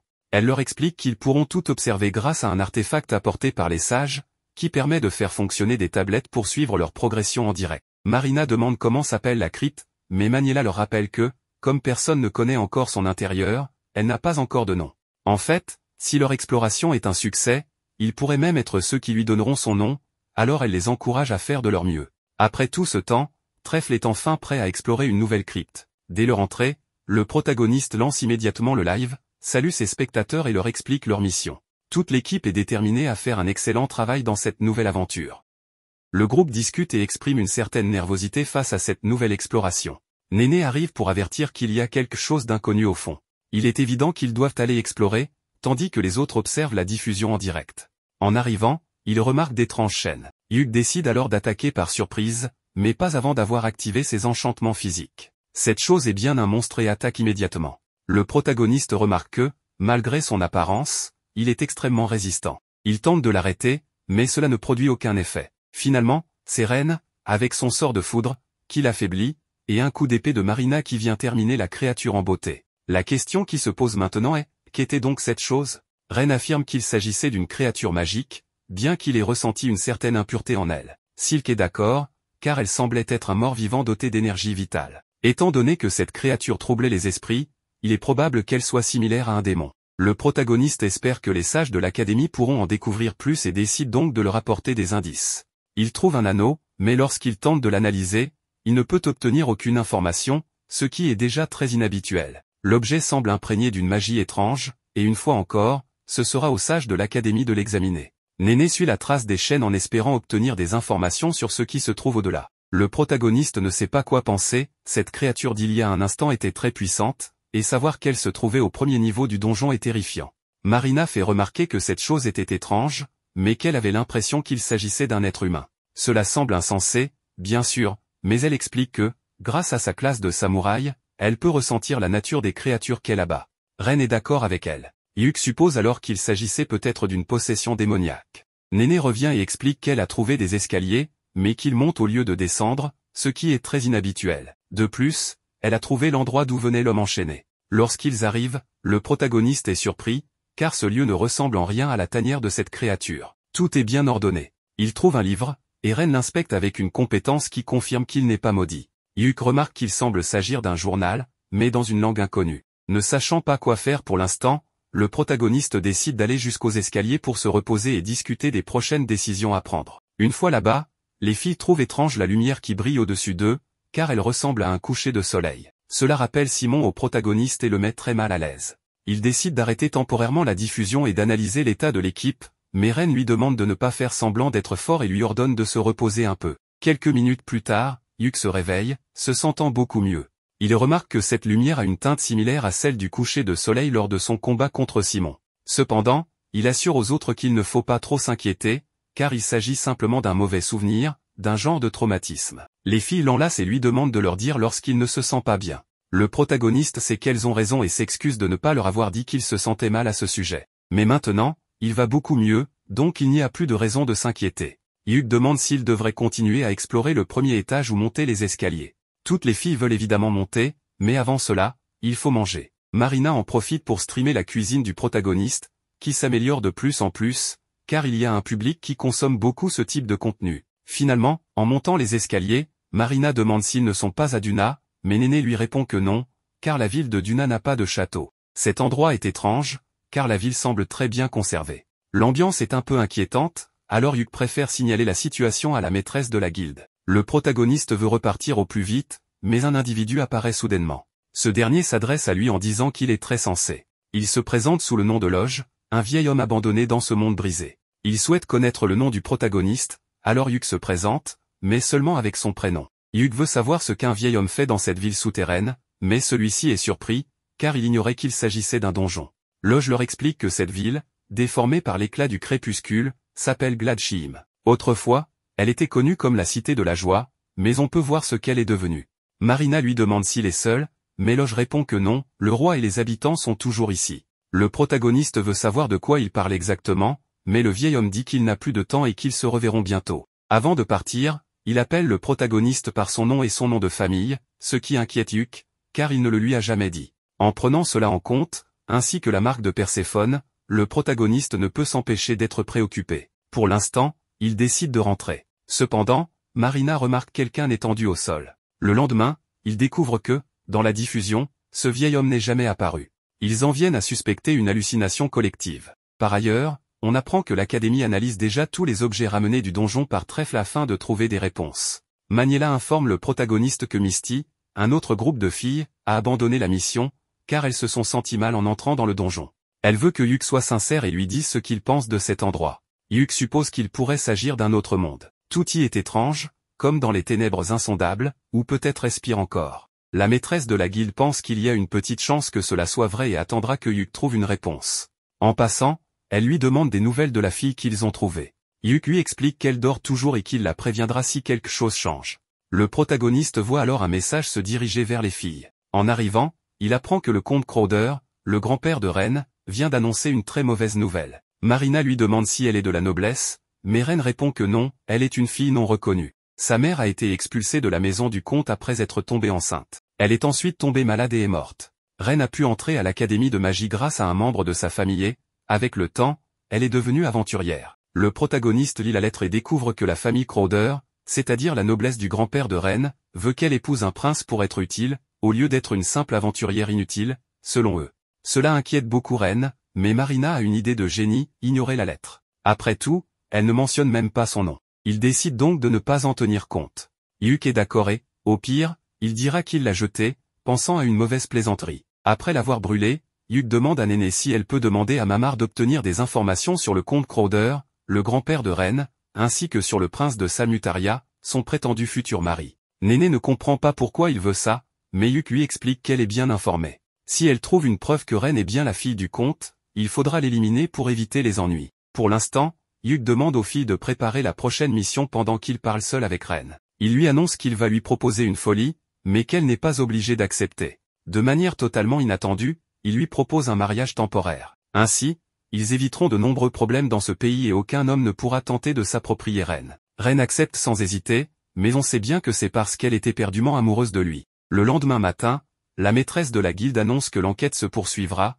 mais qu'il ne reste que 2 groupes disponibles. Elle leur demande donc de donner leur maximum. Un homme du nom de Zakar, chef du groupe Fullbund, est très enthousiaste à l'idée de la mission. Cependant, il demande au protagoniste et à son équipe de rentrer chez eux.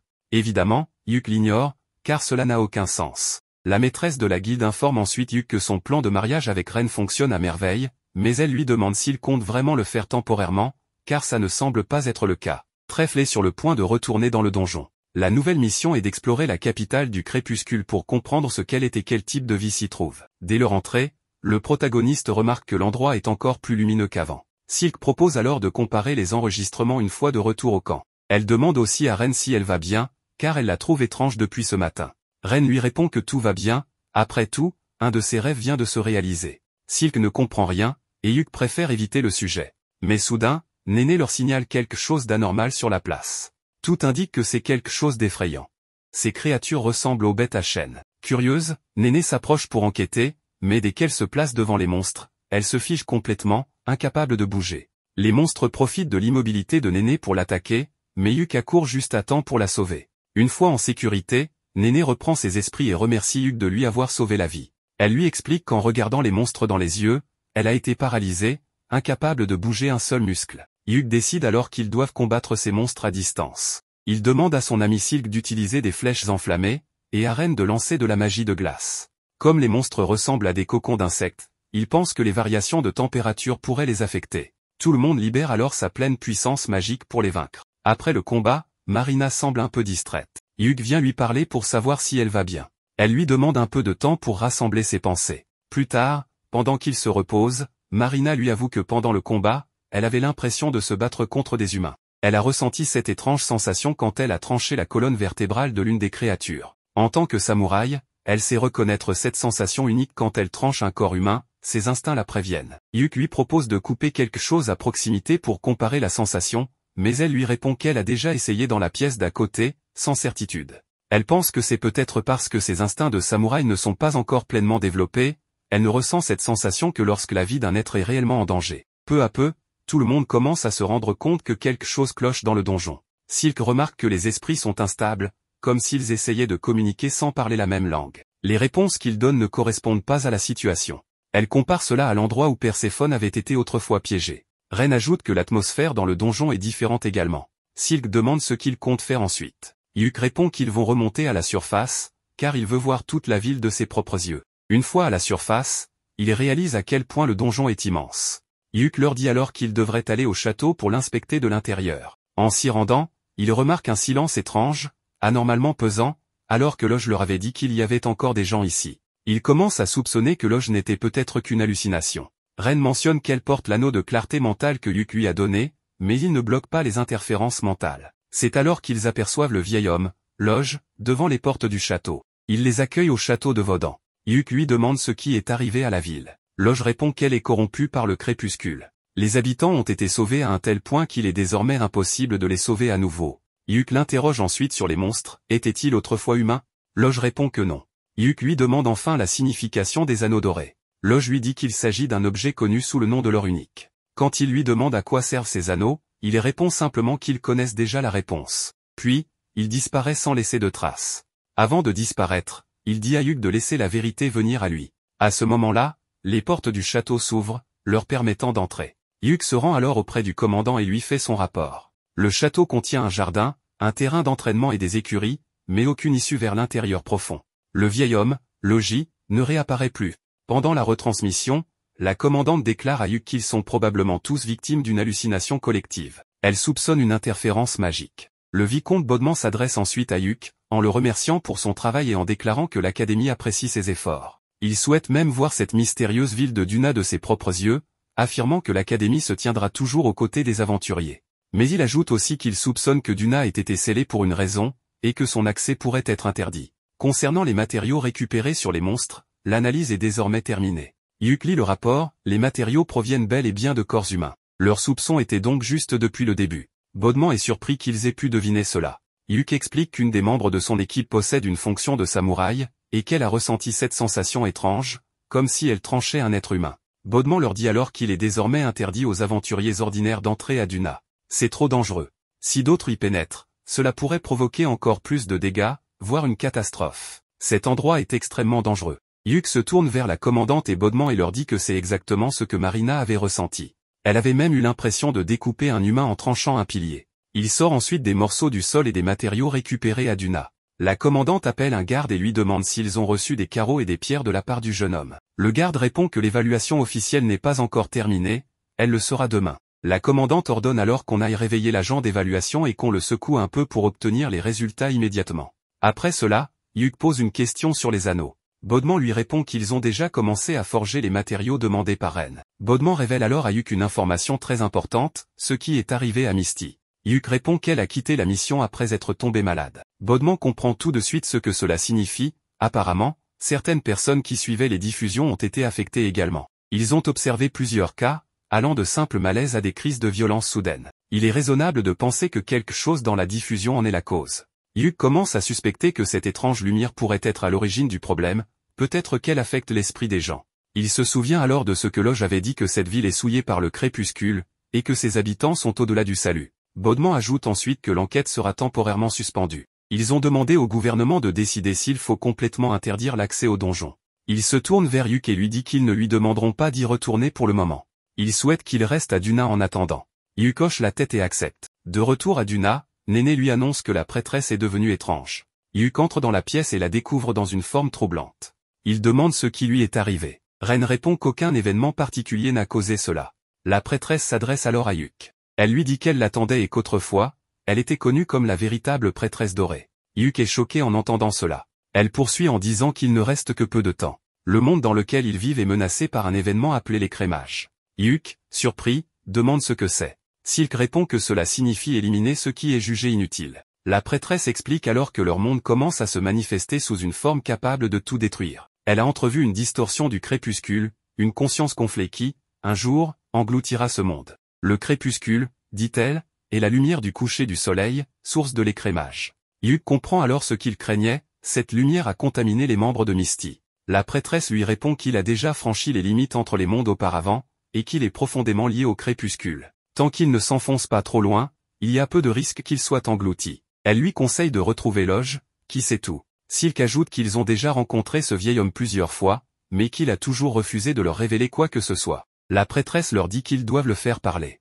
Il s'accroche encore à une forme de normalité en se déformant lui-même. Eux, en revanche, n'ont pas su accepter leur propre fin, et ont donc souhaité une éternité dorée, une chose que nul humain ne devrait toucher, le vaisseau universel maudit, fruit de l'arbre-monde, capable d'exaucer tous les vœux. Elle leur dit qu'ils doivent arrêter le roi du crépuscule, détruire l'or. Sinon, le crépuscule engloutira le monde entier. Elle leur demande de prendre leur péché, puis elle s'évanouit. Yuk tente de la réveiller. Lorsqu'elle reprend conscience, elle les reconnaît. Tous sont sous le choc, l'aura sacrée de la prêtresse a disparu, mais la présence du crépuscule est toujours là. Yuk discute ensuite avec Nibérune, lui demandant si elle se souvient de ce qui s'est passé. Elle répond que oui, mais que ce n'était pas elle. C'était une autre personne qui vivait en elle, et qui est désormais partie. Yuk prend conscience que si tout cela est vrai, ils font face à un problème bien plus grave que ce que des aventuriers ordinaires peuvent affronter. Une semaine plus tard, Yuk rencontre le directeur de l'académie. Il constate que non seulement le vicomte était impliqué, mais que même le directeur est venu en personne. Ce dernier confirme avoir reçu le rapport de Bodement et avoir aussitôt fait le déplacement.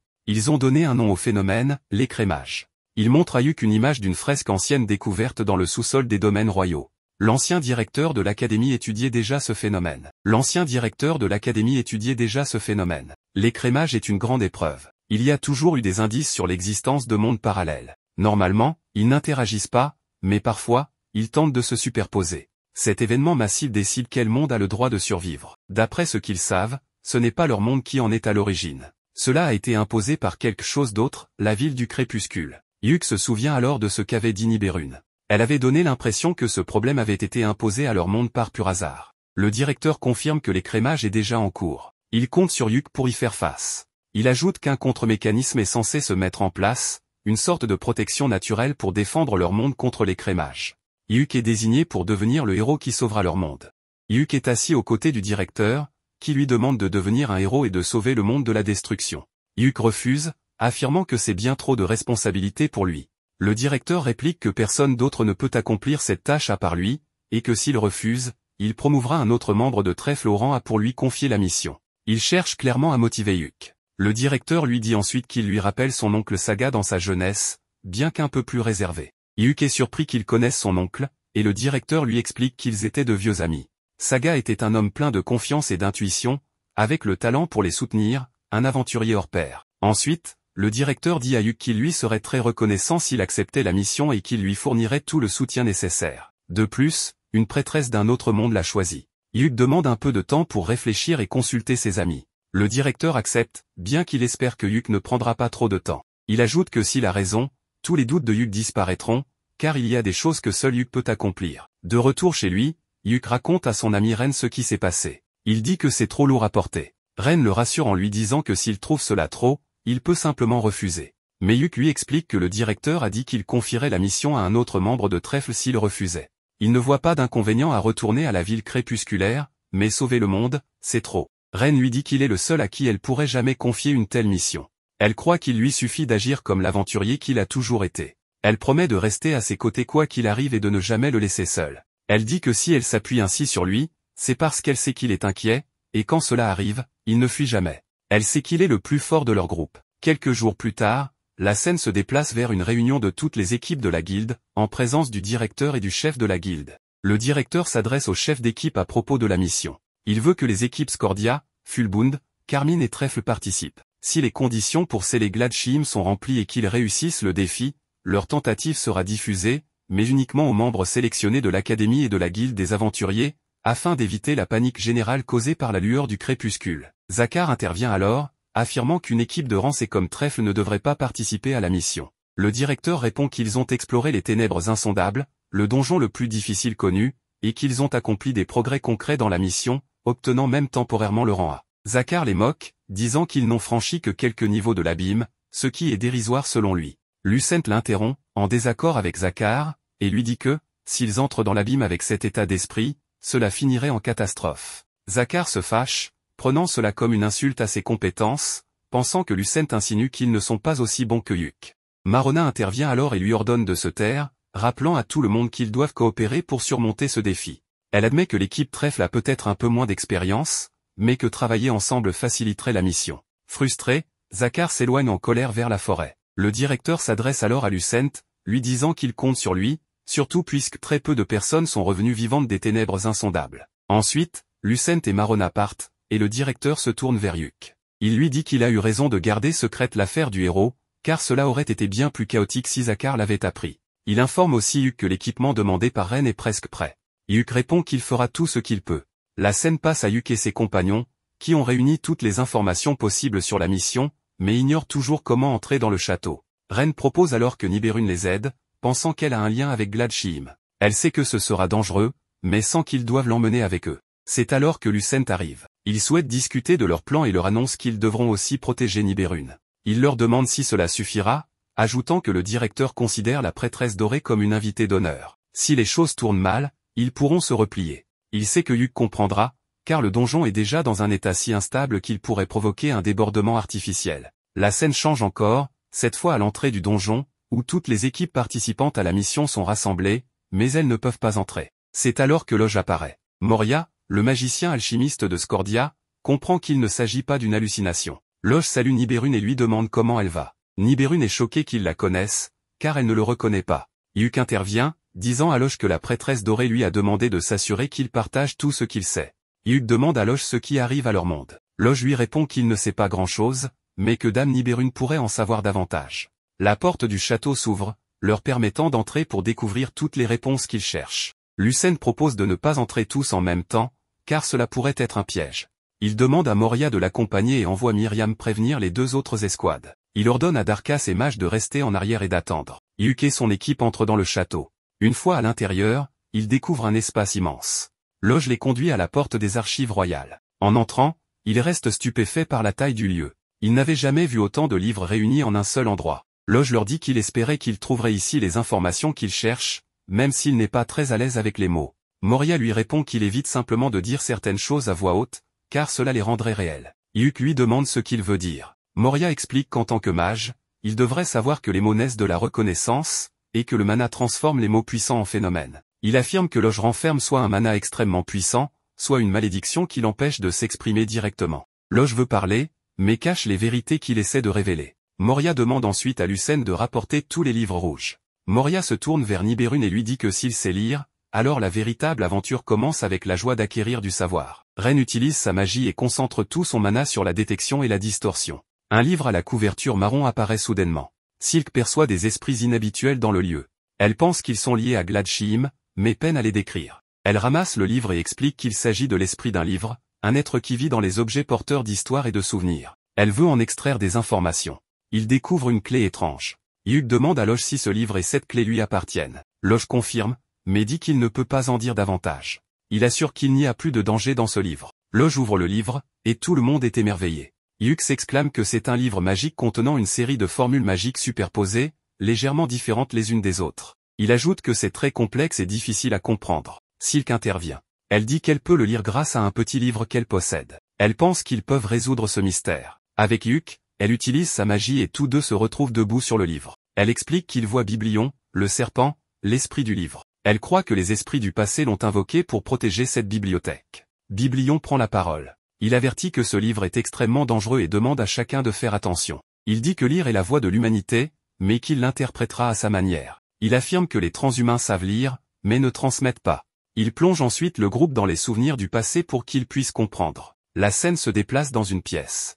Yuki trouve un homme mystérieux et lui demande ce qu'il fait. L'homme répond, mais ses paroles restent incompréhensibles. Yuki se réveille soudainement, réalisant que ce n'était qu'un rêve. Les filles lui demandent s'il a découvert quelque chose. Il leur explique que le livre magique est en réalité un manuel technique. Son auteur avait mené des recherches sur la formule magique de multidestruction, une technique déclenchant une réaction en chaîne de sorts. Contrairement à l'attaque de la fusée prismatique, qui fusionne plusieurs sorts en un seul tir, cette méthode fonctionne comme un effet domino. Un sort en déclenche un autre, cassant et reconstruisant en cycle pour obtenir un résultat massif et unifié. Moria trouve cela fascinant. Le livre raconte aussi comment Gladshim est devenue ce qu'elle est aujourd'hui. Gladshim était autrefois la capitale royale d'une nation d'un autre monde. Ce monde abritait de nombreux dieux. Certains combattaient les humains, d'autres les aimaient. Ces dieux façonnaient leur époque. Mais un jour, leur monde fut détruit par un cataclysme nommé les Crémages. Les habitants de la ville, ainsi que leur roi Vodan, étaient de brillants mages. Ils ont élaboré un plan pour fuir leur monde mourant. La magie décrite dans le livre est une magie d'accomplissement de vœux. Yuki pense que le sorcier qui a écrit ce livre ne cherchait pas réellement à exaucer des vœux. Il voulait trouver une solution pour surmonter les Crémages, mais il n'a pas obtenu les résultats escomptés. Son vœu s'est finalement réalisé malgré lui.